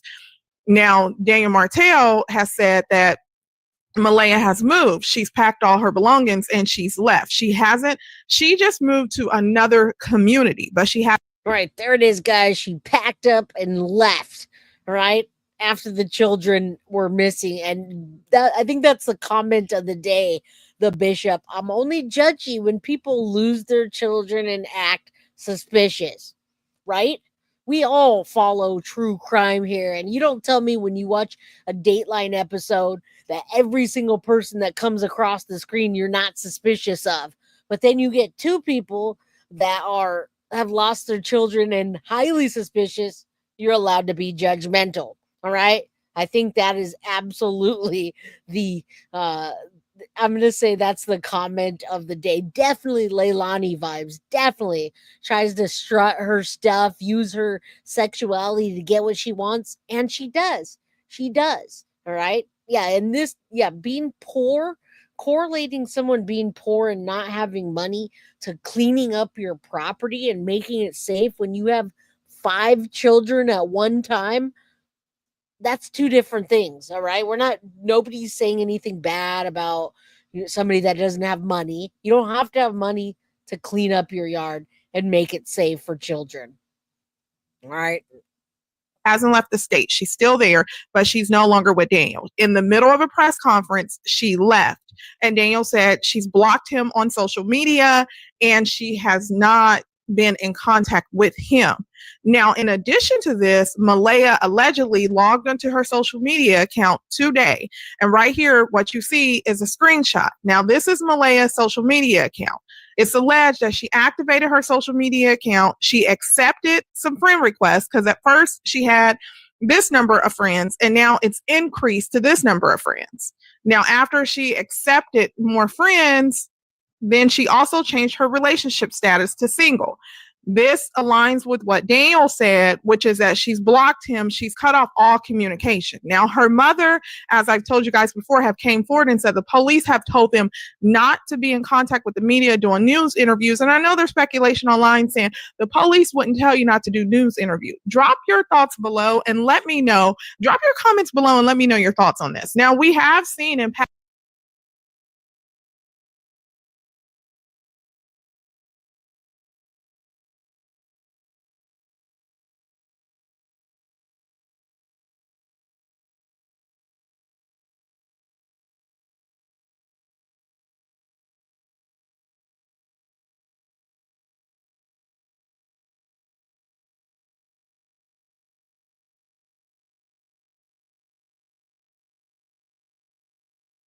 Right. Yeah, I had to. Sorry about that. I had to mute it. This is our new troll, you guys. This is the new troll of all trolls. It's got 4 legs, 4 arms. It's our new microphone mascot. All right. It's the new. I'm not muted anymore. I had to mute for a second. All right. All right. Let's go. This is the new mascot. Yeah, there's a lot going on with this mom. Is that even her? That doesn't even look like her in this. What? All right. Past case where the police have told the family, don't talk. We don't want you to compromise the integrity of the investigation. But there's been cases where the police have said, get the case out. Go to the media. Don't give details of the case of what we've given you to compromise the integrity or to jeopardize this criminal investigation. But a lot of people have said, well, if the police say that, then at this point, they probably shouldn't tell the family information that they don't want the public to know. So Malehya is under public scrutiny because her family, her and her mother, are not doing interviews. They're not speaking out because they said the police advised them not to. A lot of people are saying the police wouldn't advise you not to do that. Now, the police, of course, haven't commented. Daniel has continued to do interviews, but in the last couple of days, he has been silent. Now, moving on to here, Malehya, of course, like I said, she activated her social media account. She changed her relationship status. Now, the biological father, a lot of people have questions about his side of the family. Where is his family? Now, it's alleged, this photo that I have here, that this is the biological father. I cannot confirm it. People have just said that this is the biological father. The picture was actually shared from the grandma's account. Okay. Now, right here on the screen, you will see that this is the grandmother on the dad's side. She was initially sharing posts, and this is what she said. She said the kids were last seen Thursday night when they went to bed. They were heard playing in their room around 8:30 Friday morning. Mom and stepdad fell back to sleep and woke up to silence. They couldn't find the kids and called. All right, so this is where I'm getting that stinking 20-minute time frame. You guys, there's no way that you're going to believe any possible way that the kids were seen in the bedroom or heard in the bedroom on Friday morning at 8:30, and by 9:20 they went 9:40, and 20 minutes later they called 911. No way that those kids or anybody could get in and out of that place without being seen or heard in 20 minutes. Now, this grandma's saying that Thursday night they were last seen before they went to bed. By who? All right, you really tell me that they were missing for 20 minutes? No, they had 5 kids. They have 5 kids, 2 children from another relationship that are Daniel's, and her 2 children, Jack and Lily, that are missing, and then the baby. All right. I don't believe that at all. That 20 minutes and she called 911. Not even a little bit. My account on private because of all of the things that were going on online. What are your thoughts about this? Do you believe that she should have her account private? Do you believe that it should be public? What are your thoughts? Let me know, because she has been facing a lot of public opinion about her choice to make her account, private. Now, the biological father. Now, like I said, this is alleged to be the biological father. It was shared from her account. Now, on her account where she shared this photo of him, if you go out and if you search for his name, and I'm not going to say his name, and the reason why I'm not going, and we already did, guys. Everyone wanted to know, and we looked it up, and it's Cody. All right, we looked it up. I showed you about that. He's in and out of jail. He's not in their life, so we're gonna go past that so we can get back to who's who and what. All right, we don't want to talk about his court. Let's take a look at this. Why he's not speaking out, that has not been confirmed, but he is not currently in prison. Now, of course, when Lily and Jack Sullivan vanished, the news spread. It's been all over social media. People have been looking for any information that could potentially tell them where the kids are. The police have said, don't start with the theories. So, of course, when this wildfire occurred, many people wanted to know if this was related, this forest fire, they wanted to know if this was related to Lily and Jack Sullivan's disappearance. So this post that was made. Yeah, but there's zero evidence, Foxy. So I hear what you're saying, but there's zero evidence. There's one footprint that they found. There are no tire tracks that they're saying. There's no brush. There's no brush or sticks that are broken or missing or terrain that looks to be damaged. None of that. So yes, I believe that the Idaho 4 could have been taken out, just like Ted Bundy did with the students in Florida with a sorority house. Absolutely. But there's nothing to say in those 20 minutes that there was a car there. There was more than a footprint there. There's nothing. So yes, I definitely believe that about Kohberger and Bundy. But in this case, I don't see it. 5 minutes doesn't make sense. The 20 minutes to me doesn't make sense. All right. They would have found them if they walked away, like the parents said, they would have found him 20 minutes out. I just don't believe that. It's made on a page that shares all things related to that community and surrounding communities. Wow. Now, the post said RCMP requested to the forest fire scene to start evacuations. Further information will be provided when available. This evacuation, and it gave the location starting near Civic 401. Now, this also said this is a rapid moving forest fire. Now, this post quickly gained traction.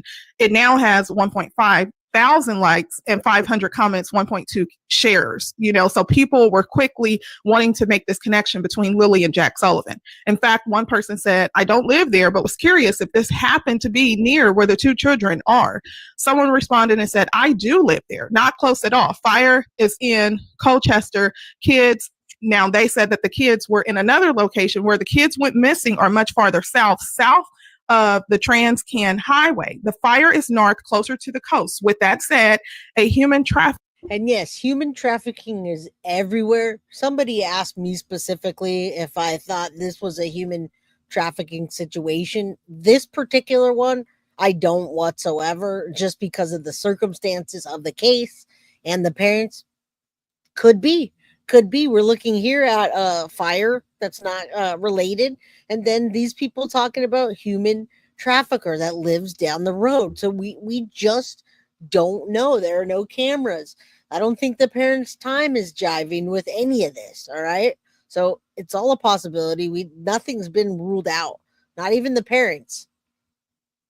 Because the family, of course, has said that the kids were taken, and the police have said there's no indication to indicate that they were taken. So, of course, when this dispatch audio came out and it revealed that someone called 911 about a suspicious person in the area, people are automatically running with the theory or the idea that what the family said about the kids being taken, that could potentially be true. Now, After that, I'm going to immediately play another dispatch audio. And the significance of that one is going to be it's related to a suspicious vehicle in the area. Okay, so the first dispatch audio is going to be related to a suspicious person, white male. The second dispatch audio is going to be related to a suspicious vehicle. Please. All right, so let's listen to this because there you go. If there's a suspicious vehicle in the area and they're talking about this, it's in dispatch in the area.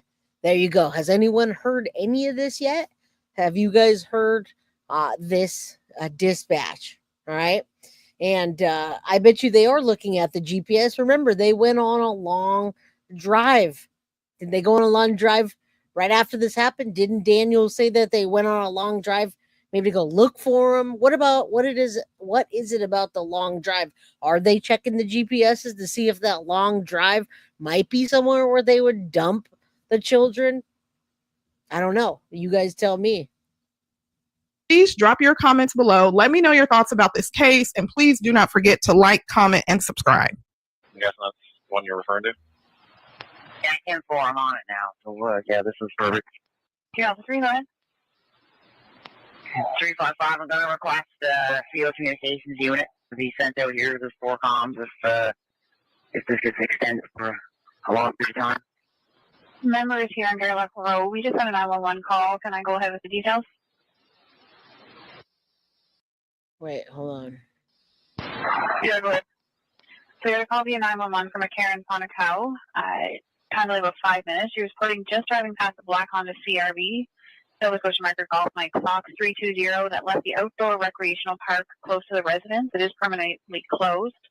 Complaint is unsure if related, but it felt a bit strange to her. Driver was a white male around 50 years old, bald with a mustache. And it left from 1480 Garlock Road. I can send that down to your MWS if it's easier. Got a copy of Bravo 3, deactivate and reactivate me to this one.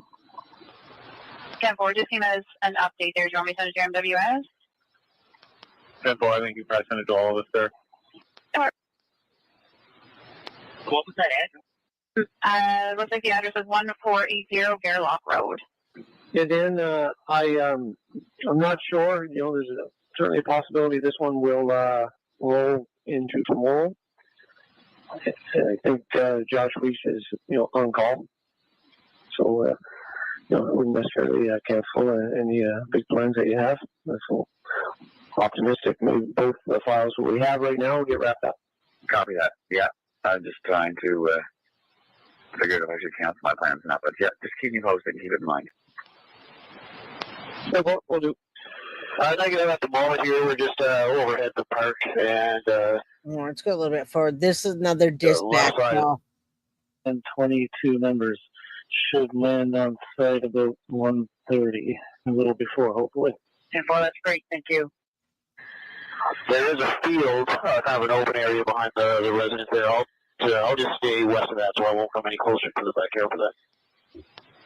Just let me know if you need to move in closer. I'll get out of the way. Yeah, no, you guys do your thing, and we're just going to work all these heavily wooded areas out here where you guys can't reach. Perfect.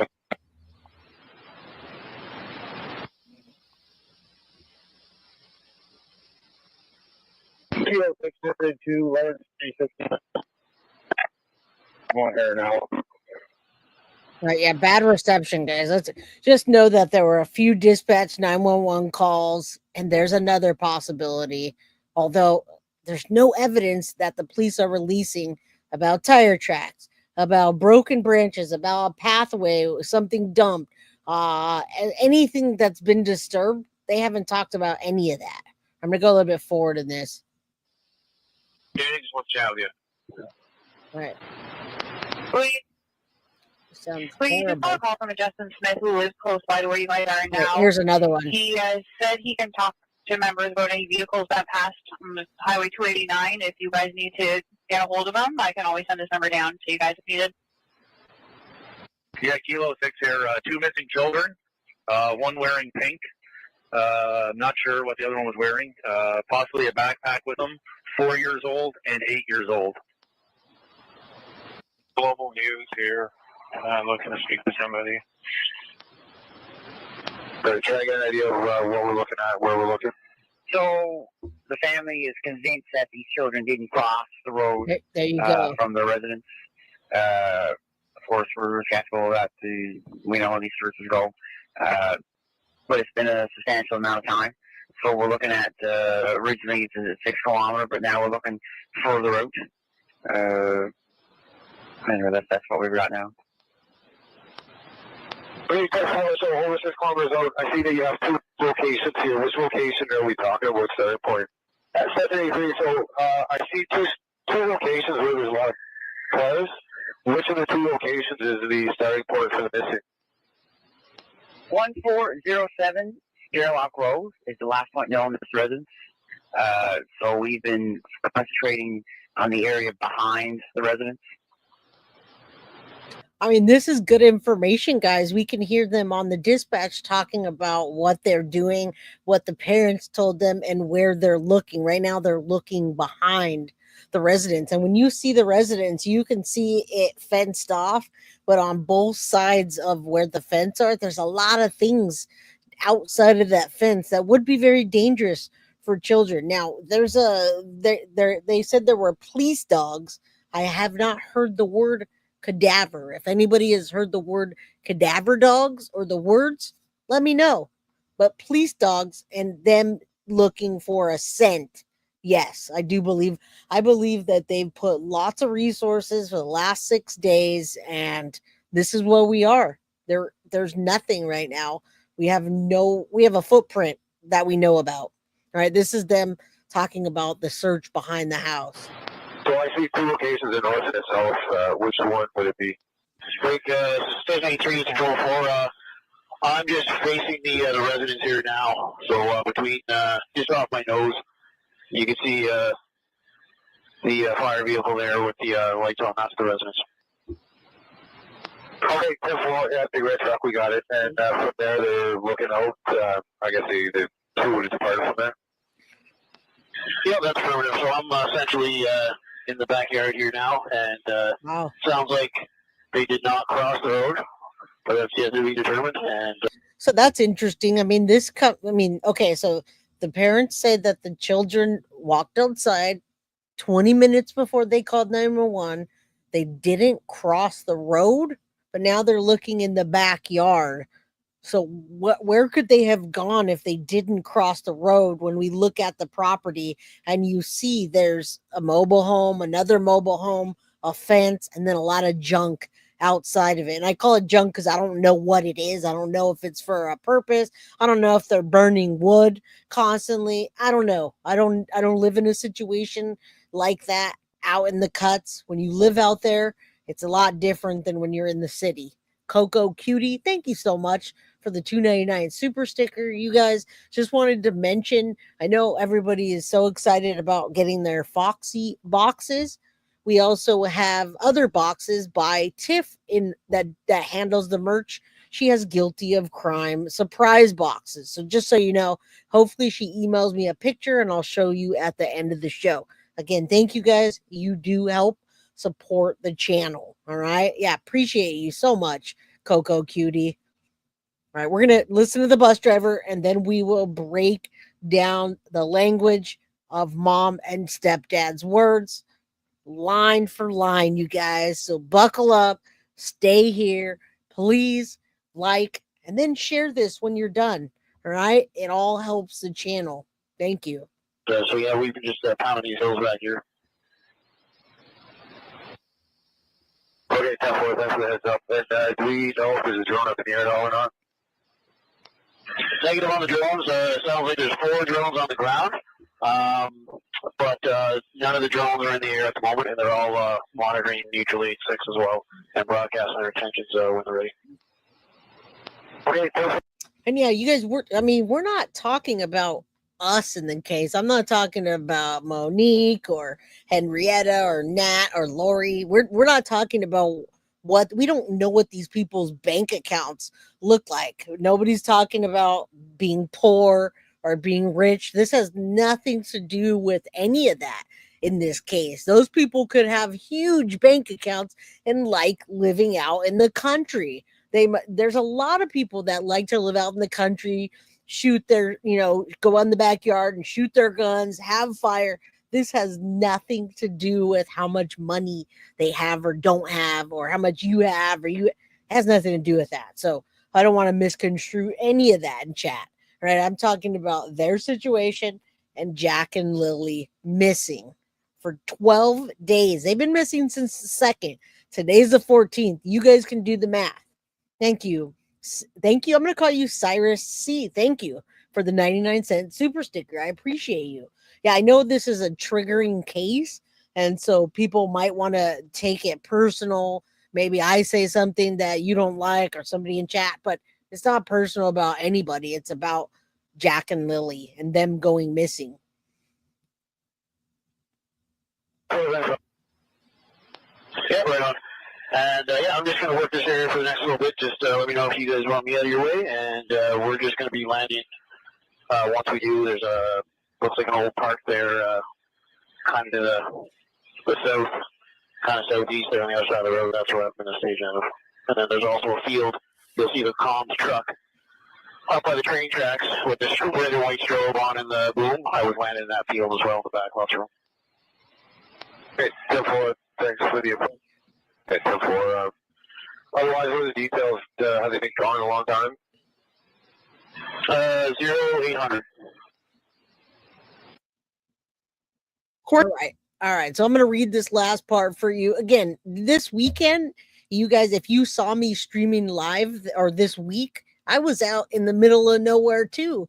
There was my trailer, and then my car and some other things, and then nothing else for, miles. You get trees, some bathrooms, there's some goats out there, there's some horses out there, but there's nothing else out there. And yet you still don't put your children, outside to wander without any supervision, especially if you're saying that they were autistic. So we're looking at these parents, not One Love, not Foxy, not Jen's a Gypsy. We're looking at these people.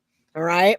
That's what we're looking at. And May 8th, RCMP searched the dense forest behind the home in a helicopter. We saw that picture yesterday. Plainclothes investigators arrive again to speak to Mr. Martell. This is Daniel, to look up any tech that could help match any phones that came into the yard. That's great. Thank you, Nat, so much for the 5 Guilty of Crime memberships. You guys thank Nat, please, because, yeah, they're hooking you up with memberships. All right, that afternoon, he said a friend drives him to the Children's Protective Services office in Stellarton, where he requests to see his 16-month-old daughter, but is denied. Okay, so here's where CPS comes in, you guys, on May 8th. And he wants to go see his 16-month, and CPS denies him.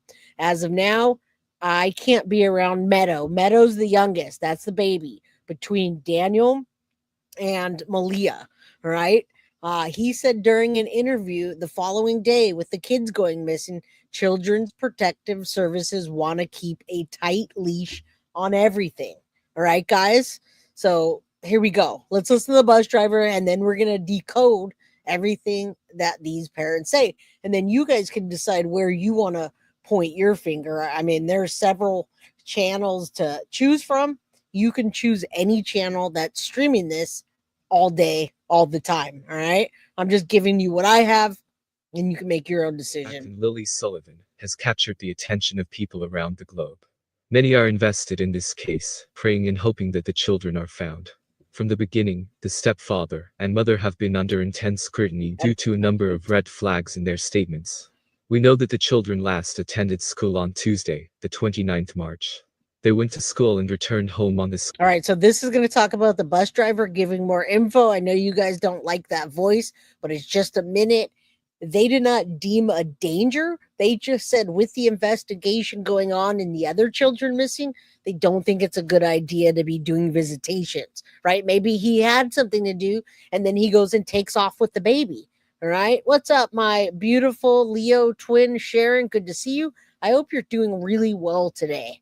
All right. Really, really well. All of you. School bus. And today we hear from that bus driver. He seems heartbroken at the news of their disappearance. This is bus driver Brian Ward, and he has to answer Cynthia. questions from the other children on the bus every afternoon about whether Jack and Lily have been found. Upon getting these questions, he responds to the children, saying not yet, but police are doing everything they can to find Jack and Lily.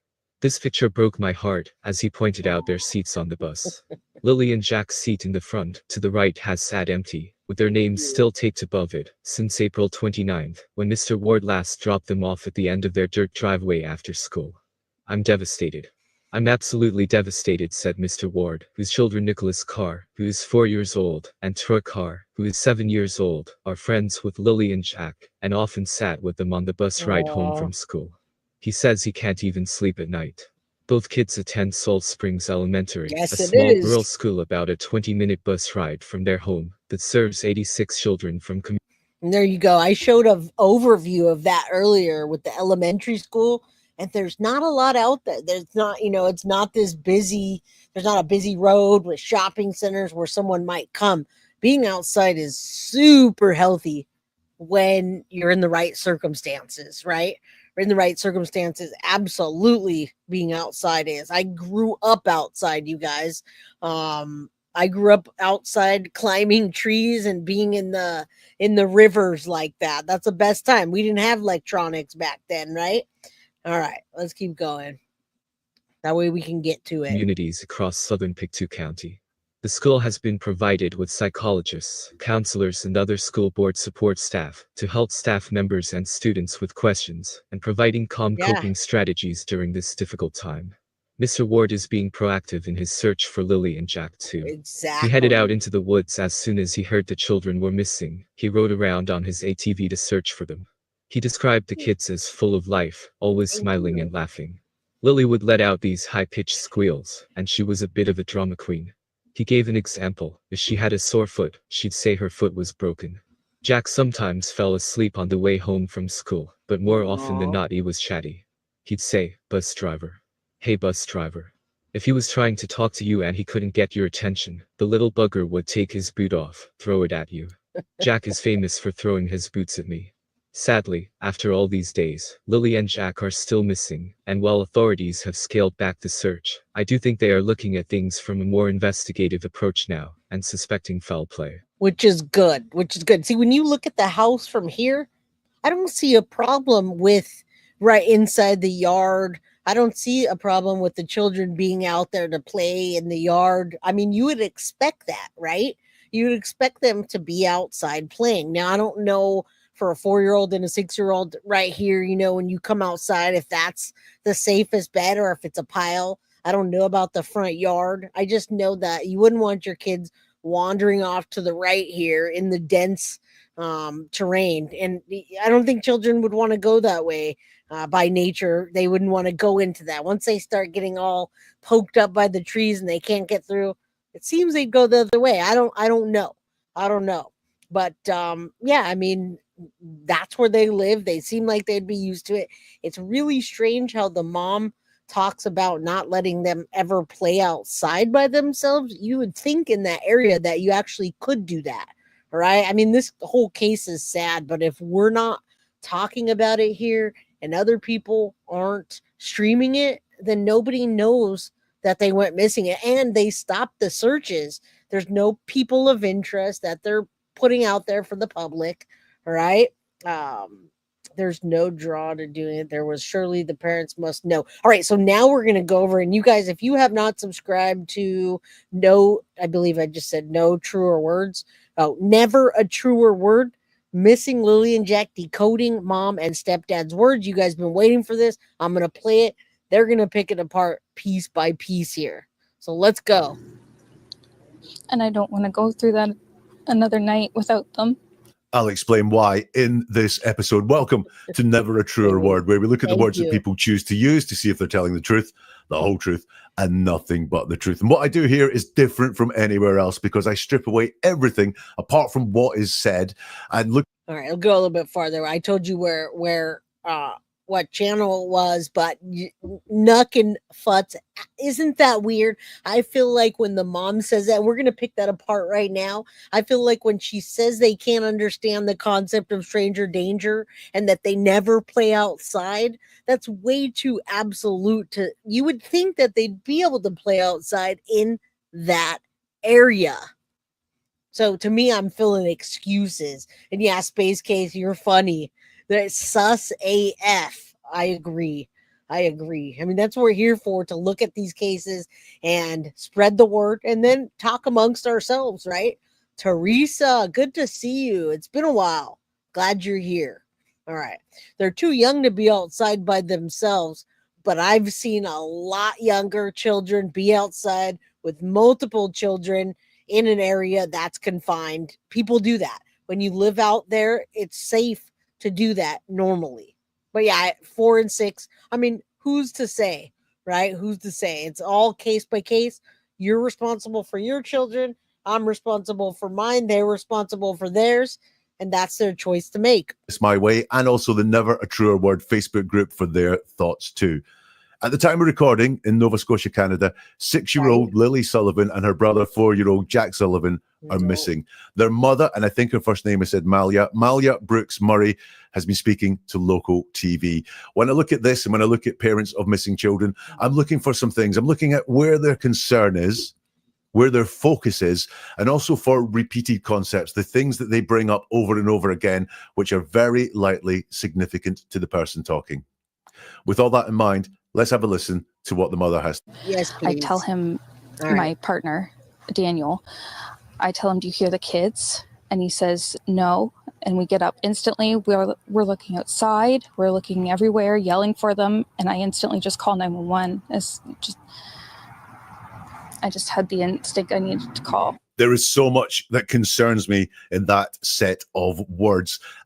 We don't know the questions that are asked to get the responses here. They've been edited out. But when she starts by saying what happened was we woke up, the question was very likely something like, what happened? All right, guys, there's a lot of we in here too, right? He's going to break it down. We're, and we. And yet this lady takes off with her 16-month-old baby. The husband or the boyfriend has to go through CPS. They turn him down. She puts her Facebook on and she goes and puts single, and then she goes about her business while her children are missing. Yes, yes, yes, and yes. Thank you. All right, look at these words. Watch and listen how heavy these words really are. And the answer to the question, what happened, can be very revealing, especially where the answer starts. It reveals to that person who's talking where they think the story starts. And to her, it's when she woke up, or when we woke up is when the story starts. And I'm going to point this out first of all. How often in that answer she talks about we rather than herself. So what happened was we woke up. They were playing in the room beside us. We tell them not to go outside on their own. We always make sure that we're out there with them. And then there's a sliding door, which we can't hear it when it opens. We weren't aware of at the time that they were playing outside. The next thing we knew, it was quiet. She carries on and talks about we get up instantly. We're looking outside. We're looking everywhere.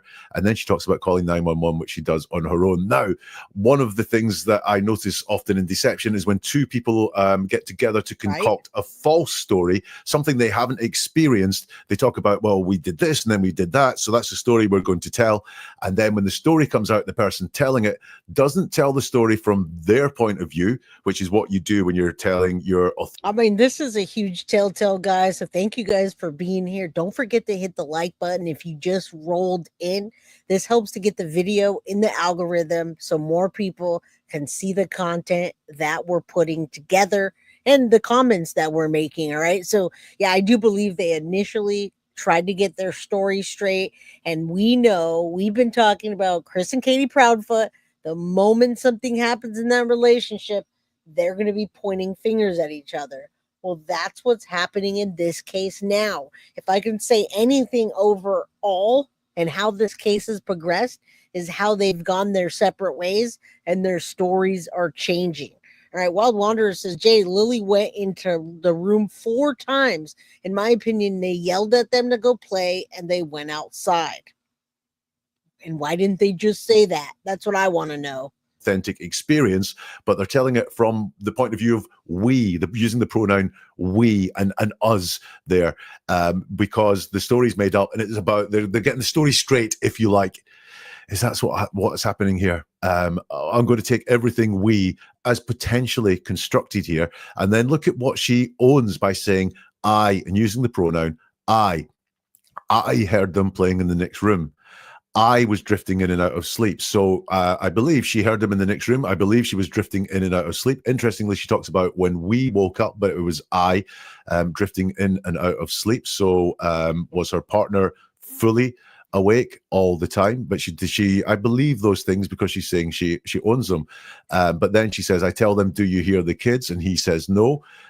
So she takes some ownership of that, and she takes ownership of calling 911 as well. I instantly just called 911. I just had the instinct I needed to call. So those things where she has I believe, and look, it's going to be really provable whether she called 911 or not. And also she heard them playing in the next room. I believe that.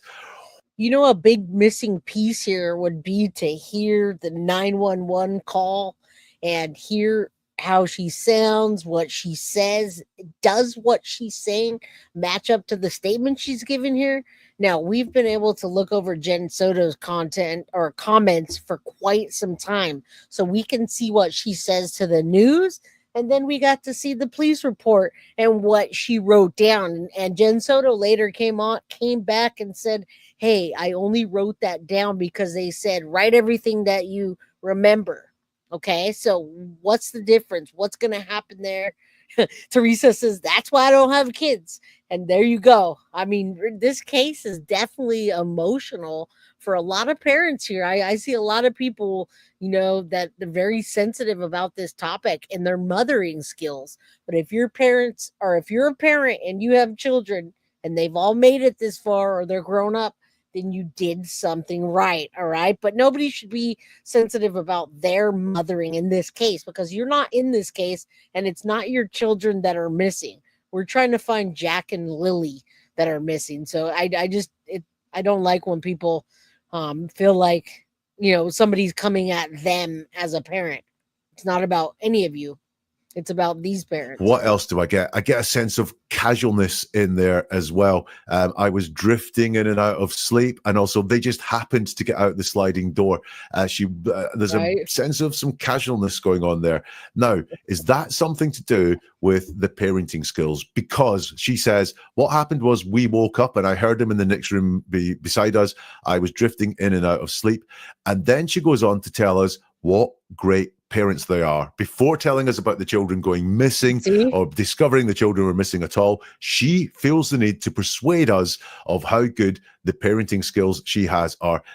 And that's a good assumption, what he's saying. She feels the need to persuade us. She felt the need to persuade us and say, I never let my children go out and play unsupervised. Why did she feel the need to say that? Why did she feel the need to say that her children don't communicate well? And then in another interview say that they do, and that they're talkative and they talk people's ear off? Why? Is it because she heard what Daniel was saying and she wanted to match that? I'd love to see what her written statement and her 911 call, how they sound and how it matches up. That suggests to me potentially that the parenting skills are somewhat lacking, or were somewhat lacking at this point, because she wants to tell us what great parents they are with these phrases. They're not the type of kids we tell them not to go outside on their own. We always make sure that we're out there with them, watching them. They could. Why that need to persuade us of how solid their parenting skills are. Also, we tell them not to go outside on their own is very different from they do not go outside on their own. You'll notice that as well.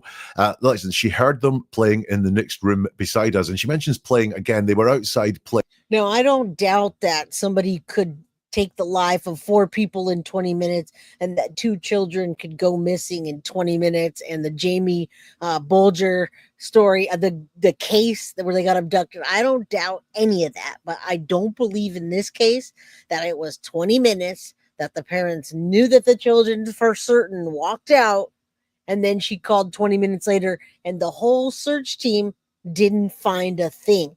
It's just not jiving. As the stories are not matching up. So, I mean, this is all case by case situation. In this particular case, I don't believe that it was only 20 minutes. Not to say that children don't go missing in 5 minutes, but this is just not that case. Playing. So playing is a repeated concept here. Why is that? What were they just playing? Or is this again to reinforce the sort of happiness inside the house that these kids were playing away? They were playing in the next room, they were outside playing. Interesting. We will come to why I doubt that maybe she was aware that some playing was going on. A bit of a mismatch here. She says, first of all, we woke up. And then she says, I was drifting in and out of sleep. Well, you notice I did point out is we woke up. That's the pair of them, her and her partner. But then only I herself was drifting in and out of sleep. But also a bit of a mismatch there. When you wake up, typically you're talking about being awake, being like fully alert and awake. Not, you don't say you wake up and then drifting out and in and out of sleep. It's just a bit of a mismatch. It feels to me like it might be slightly out of time. They just happened to get out the sliding door. It's the sliding door that is getting the blame for this, and we can't hear it when it opens, and they were outside playing. I want to know how she knew they were outside playing, because you can't hear the door open. It's not very clear. It could be that what she thought was the kids playing next door was the kids outside playing.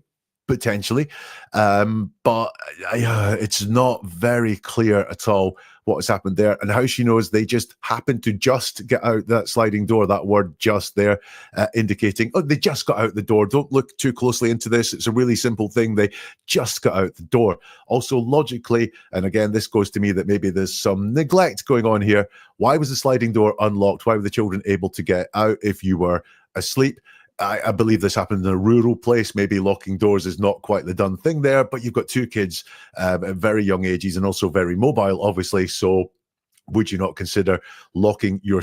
And again, that doesn't match either. If she said 8 a.m., the grandma said 8:30. This mom says 9:40. And then by 10, she calls. Like they had just gone missing. They heard them in the morning at 8:30 playing. By 9:40, she got up. They couldn't find him for 20 minutes and then called 911. So this is already not making sense, you guys. All right. What's up, Spectral? How you doing? All right. Likelihood is negative. The mom knows exactly what happened to them, I can guarantee.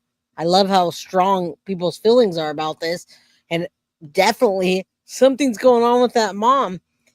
And we also, when somebody is very certain in a case, she's very certain that she can hear him, that she could have heard the sliding door, that they never go outside to play. Everything is very certain. How does she know all that? Sliding door that they can get out, because we can't hear it when it opens. The sliding door part, I do not like. She says, we weren't aware of it at the time, and the next thing we knew, it was quiet. Now, there's a jump in time there. There's something went on there, and it was quiet. She then introduces Daniel, who she realizes that she hasn't introduced. I tell him, and then she goes, my partner, Daniel. I tell him, do you hear the kids?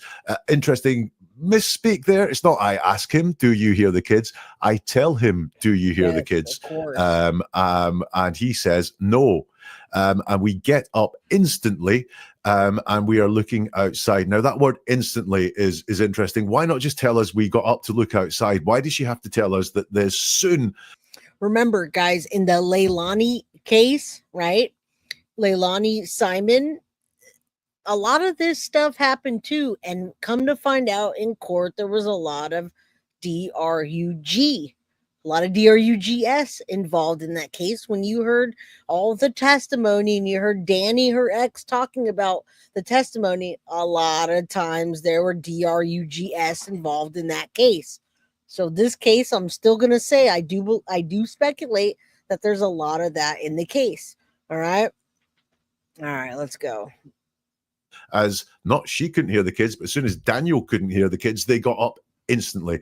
I think there's a jump in time here. There's a time lag between the kids being known to be missing and them looking for the kids and calling 911. Yes, please. We're looking outside. We're looking everywhere, yelling for them. And I instantly just call 911.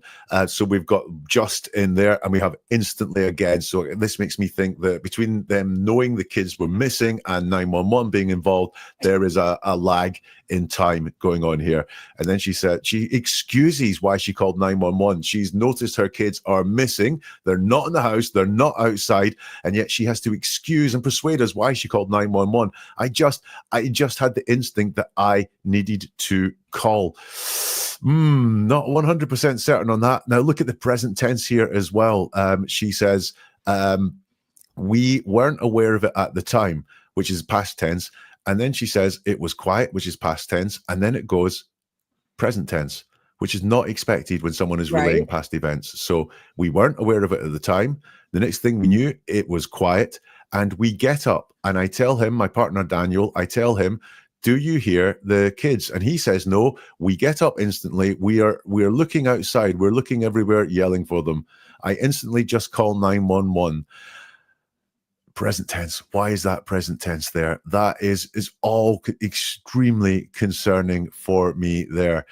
So we've got the present tense. So listen, here I think we've got a constructed story going on. There are so many elements of a constructed story. Some of it just logically doesn't hang together, which is when we construct a story, it's so hard to cover off every single angle. It's much. And I think that's why this story is falling apart now that she's detached herself from the family. Malehya, and the dad is saying he's saying different things than she's saying.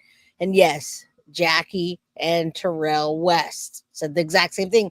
Many people say the exact same thing, but children don't just go missing and then vanish.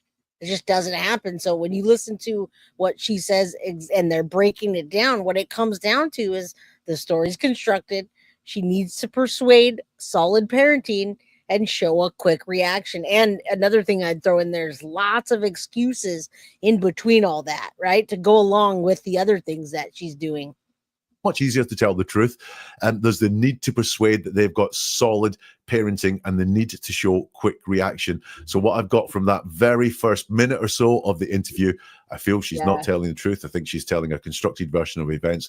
She has an extreme need to persuade us that they are good parents, which makes me think there's a bit of neglect going on, because that was the first thing she really said before talking about her children being missing, which should be the hugest priority for her. Instead, it's saying what great parents we are. And I need to show a quick reaction, which I think means there was a lag between these children going missing and between the fact when the authorities were alerted.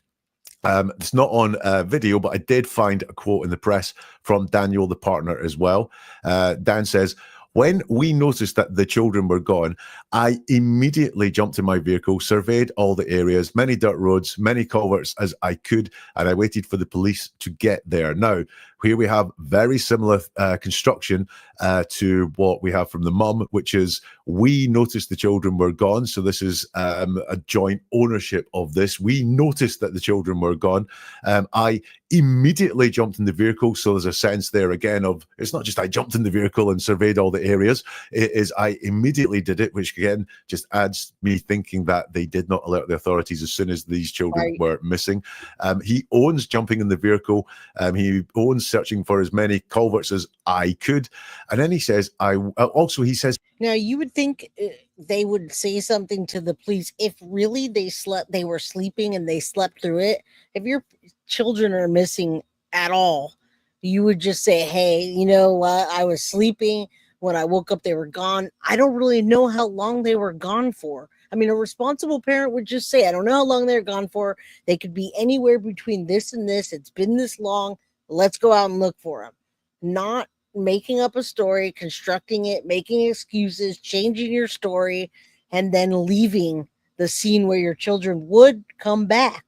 It just doesn't make sense. So I don't think that we're going to find out that, especially the mom, was doing a stellar job of being a parent and the children just went missing. I just don't see that happening. And if I do, then I'll apologize and I'll say, I'm sorry that we even looked at the parents, but who are we supposed to look at when they're the ones that are in charge? Thank you, Barbie G, for the $1.99 super sticker. What's up, Sharon? How you doing, my friend? We're looking at the words that they say piece by piece. We've gone over the updates. We've gone over the cases. We've gone over some speculation. And here's the last part. As he surveyed all the areas, many dirt roads, many culverts. Surveyed? Interesting choice of words there. Not searched or anything like that. Just surveyed. Yeah. Searched is trying to find something. Surveying is just sitting back and looking at something and waiting for the police to get there. May well be very true, but it's as if he made sure or is very aware that he was not at the house when the police arrived. Let's listen to some more from the mother now. They're both really go-lucky children. They're so sweet. They talk to anyone. They'll talk your ear off. They will speak to anyone in a store. Everyone. They're just extremely sweet kids. So she says they're both really go-lucky children. They're so sweet. They talk to anyone. They'll talk your ear off. They will speak to anyone in a store. They're just extremely sweet kids. Now, the very first thing I've got on this is something reassuring. Having said not a lot on that first excerpt, she is talking about the children in the present tense, not the past tense, which would make me think she is aware or psychologically thinks that something very bad has happened to them. She talks about them in the present tense. They are both really go-lucky children. And thank you so much, Lady for Justice, for the 99-cent super sticker. Yeah, I mean, who do you look at? Would it be okay if the RCMP just said, you know what? We're not finding a crime. There's no people of interest. It's been 6 days, and we're just not going to look at anyone because we believe what the parents are saying. I don't think so. I think that the people that are in law enforcement are also seeing the signs. They're keeping their cards close to the vest, and something's going to happen soon where either they have another press conference and they say that there's a people or person of interest. Something's going to happen here. Thankful and Grateful says, yeah, I'm married to law enforcement. Talk about constant sus. And I bet you're not always 100% correct, right? None of us are. If they're more likely she does talk about them thinking somebody kidnapped them. That's what her go-to is, and that's why she wants the Amber Alert. So sweet. They talk to anyone. They'll talk your ear off. They will speak to anyone. They're just extremely sweet kids. Yeah, all present tense. There's a little bit of reassurance there for me. And then there's some other stuff. They're both really go-lucky children is the first thing she says when she's talking about them. Really is persuasive. Really is persuasive, but she didn't have that. Nothing changed in her tone. They're both really go-lucky children. They're so sweet. They talk to anyone. They'll talk your ear off. They will speak to anyone in a store. Everyone. They're extremely sweet. They're just extremely sweet kids. She also took out happy in there. They're both really, most people say happy-go-lucky. She didn't say that at all, guys. And yeah, that was interesting. We compared the Chris Watts interview to her yesterday. They're guilty of a crime such a sad case. Did you hear how I just read that? That's how she sounds. She's just like dit. Yeah, happy-go-lucky is a term. She just left out the happy part. And why? Why? All right. Watching a lot of channels and trying to learn how to get away with this by what not to say. Yeah, they could be a planning or looking. Surveying is an interesting word. She wants to get across that these kids, she loves them and they are great. And she's trying to persuade us about how much that she feels that with the word really. They're really go-lucky children. The phrase is happy-go-lucky, but she's taken the happy out. Look, we all misspeak. I will do it in the course of this episode for sure. But interesting that happy is the thing that has been dropped, and they are just go-lucky children. And then there you go. She talks about how much the children talk. They'll talk your ear off. Now, I don't like that because it's a bit derogatory about these missing children. And again, there's thousands of people, hundreds of thousands by now talking about this case. So, I mean, people have different views of what malnourished looks like to them. Of course, it's all speculation. We know nothing at this point. And yeah, I mean, definitely everybody judges a book by its cover. Every day when I come on any live stream or any of you guys do, you look at somebody or something and you automatically have a view of somebody. So yeah, thank you for the reminder not to be so harsh on people, but definitely wanting the investigation to go in the right direction. We have all different opinions, and as long as we, come across in a not disrespectful manner or disrespecting each other, I think it's fair for people to think and see things different, right? She failed to rehearse, absolutely. But yes, thank you for bringing that up, Barbie G. You're very welcome. I appreciate that so much. We're just trying to get the information out here. We talk about it and we do our best to be cognizant of what we're saying and not hurt somebody's feelings. But we're really trying to find Lily and Jack Sullivan, and we want the police to do their job, but we don't want to stop talking about the children because they're not looking anymore. What do we have if we don't put them in the spotlight at all? And I would expect her to maybe be a little bit nicer. It may be the truth, but this is a bit derogatory about children that are missing. They'll talk your ear off. Got a comment on that. Yeah. And they will speak to anyone in a store. So again, we've got this idea that the children are talking. I'm interested in why they will speak to anyone in a store and not anyone. Why is it only in a store that she is mentioning this? Again, is this neglectful? Is this the only place the children go? They don't play with friends or, anything like that. It's just they will speak to anyone in a store, not speak to anyone at school, speak to just anyone, family, friends, strangers. No, exactly. They will speak to anyone. And again, we've got this persuasive. They're just extremely sweet kids. But there was a repeated concept here. When she talks about how nice the children are, she talks about how talkative the children are. Why is that the thing that she mentions most about them? Well, one of those things could be, bringing that up. Yeah, thank you. It's not judging, it's speculation. We're all adults here. And yeah, some people get easily triggered by a word or triggered by something you say. Hopefully everybody understands that on this channel, we're adults. We can speak freely. A lot of times I use myself as an example because I don't want to point my finger at Space Case or Scarlet or anybody. So I point it at myself and I use that as an example. All right. So I try not to point at anybody. But yes, we're looking at a true crime case and we're going to speculate. Now, another thing is started a lot of times, and she did say that the words that she used were started, went, did. Like started is a word that can mean deception. It only means that an action began, not that it was completed or fully developed.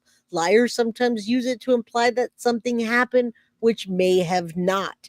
That was used quite a bit in the way that she talked. Yeah, let's not stereotype people and argue with each other. We're all on the same side here of trying to find out what happened with Jack and Lily. So yeah, yesterday I noticed that happened. Certain other people didn't like certain things that chat was saying or that I was saying, but we're not here to argue with each other. That she thinks they are very trusting of strangers. They'll talk to anyone. Therefore, she might think it's likely that there's been some sort of stranger abduction. That would all make sense. But I've got another thing here. They'll talk to anyone. They'll talk your ear off. They will speak to anyone in the store. 3 times there, she mentions how much they'll talk.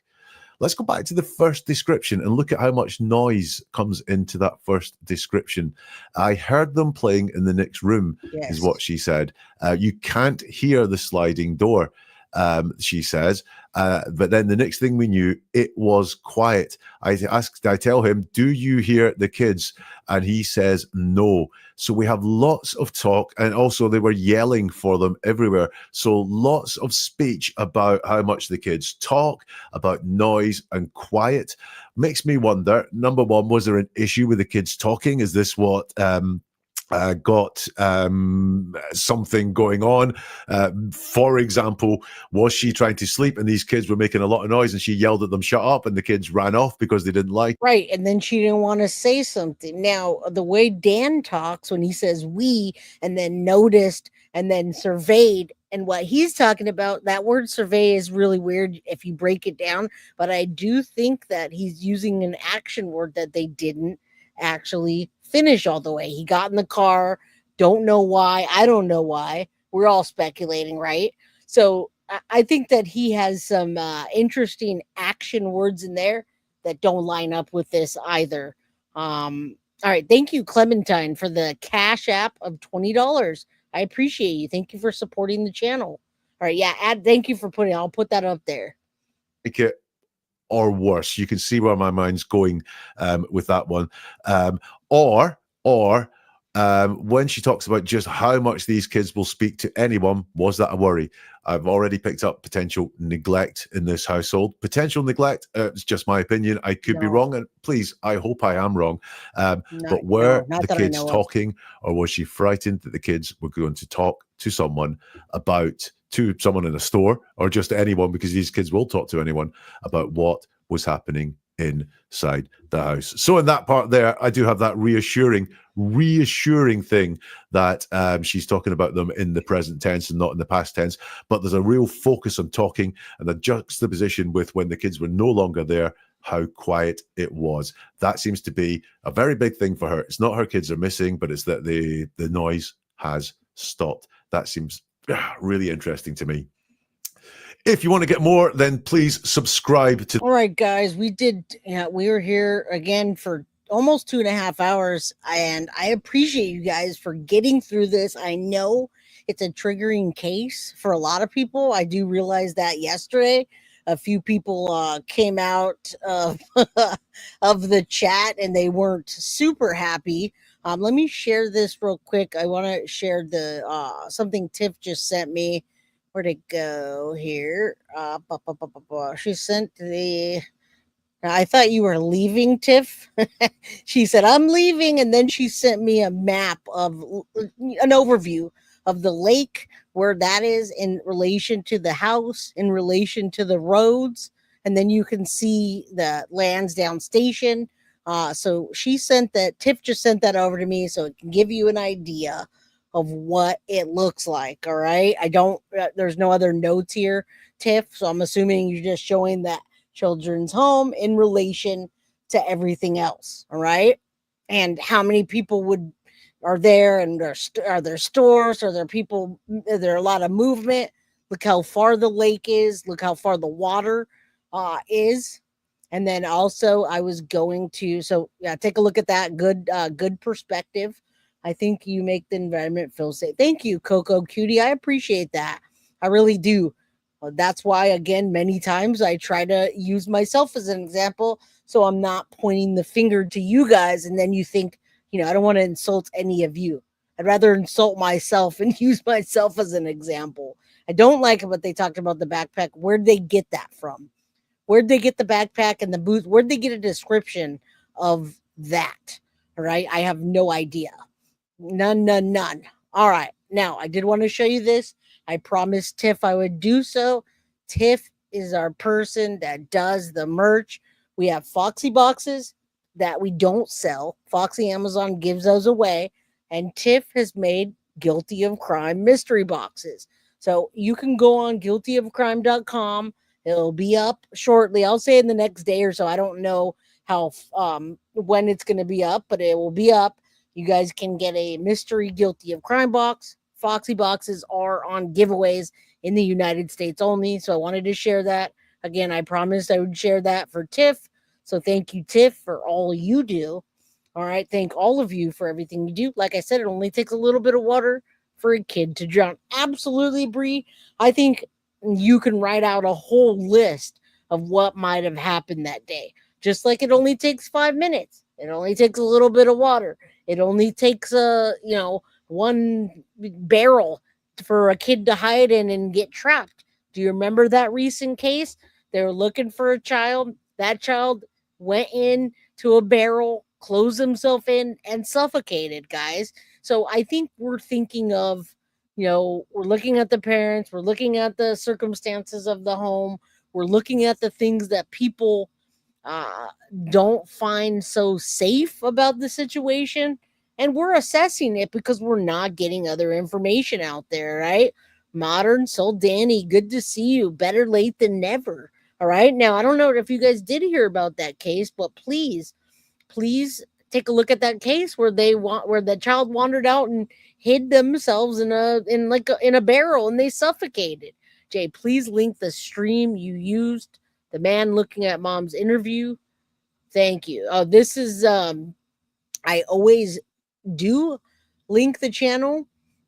This one I did as a pop-up, so it's never a truer word. Never truer word.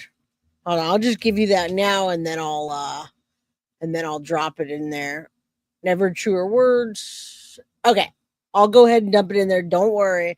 He has a lot of great things on there. Scarlett's his Canadian case. No Canadian boxes. You only know you can get away with that because Canadian are so. It's not my. Listen, Scarlett. It's not my. It's the merch is handled by a person that does merchandise as a side thing, so they don't have all the options. And when we did have a merchandise store, they never shipped the stuff to local or to Canada. So that being said, we're doing our best here, right? You're very welcome. I will get that over to you. I have it in my email. I'll put it in the link, in the description link. And yeah, it's a great channel. I found it today. I don't think I've used that yet. Maybe I have. Never a Truer Word is the channel. I'll put the link down here. Oh, was it a refrigerator that they climbed in? I know you are. And I'm giving you a hard time right back. That's why I love you guys, because I'm safe with the crime crew. I'm safe with you being here. And even if I'm not, at least you guys don't say anything until after the show. During the show, we're all nice to each other, right? All right. Amanda says, I would assume the parents would have been arrested. Haven't been arrested because there's no evidence to arrest them. Law enforcement gets one shot. Oh, absolutely, Amanda. You hit the nail on the head.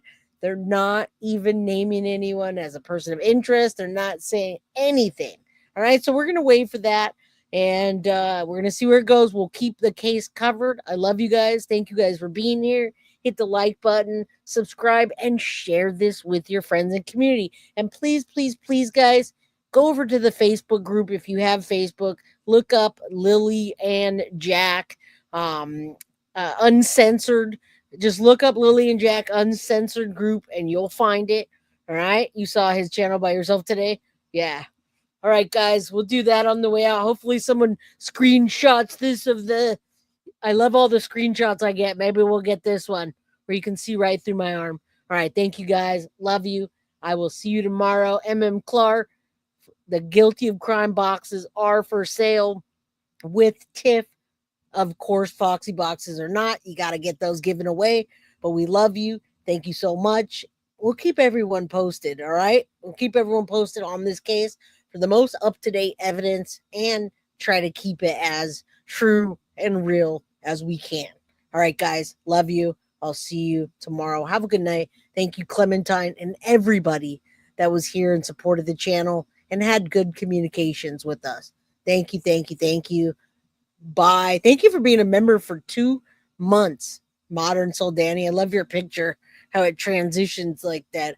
All right, guys. Good night.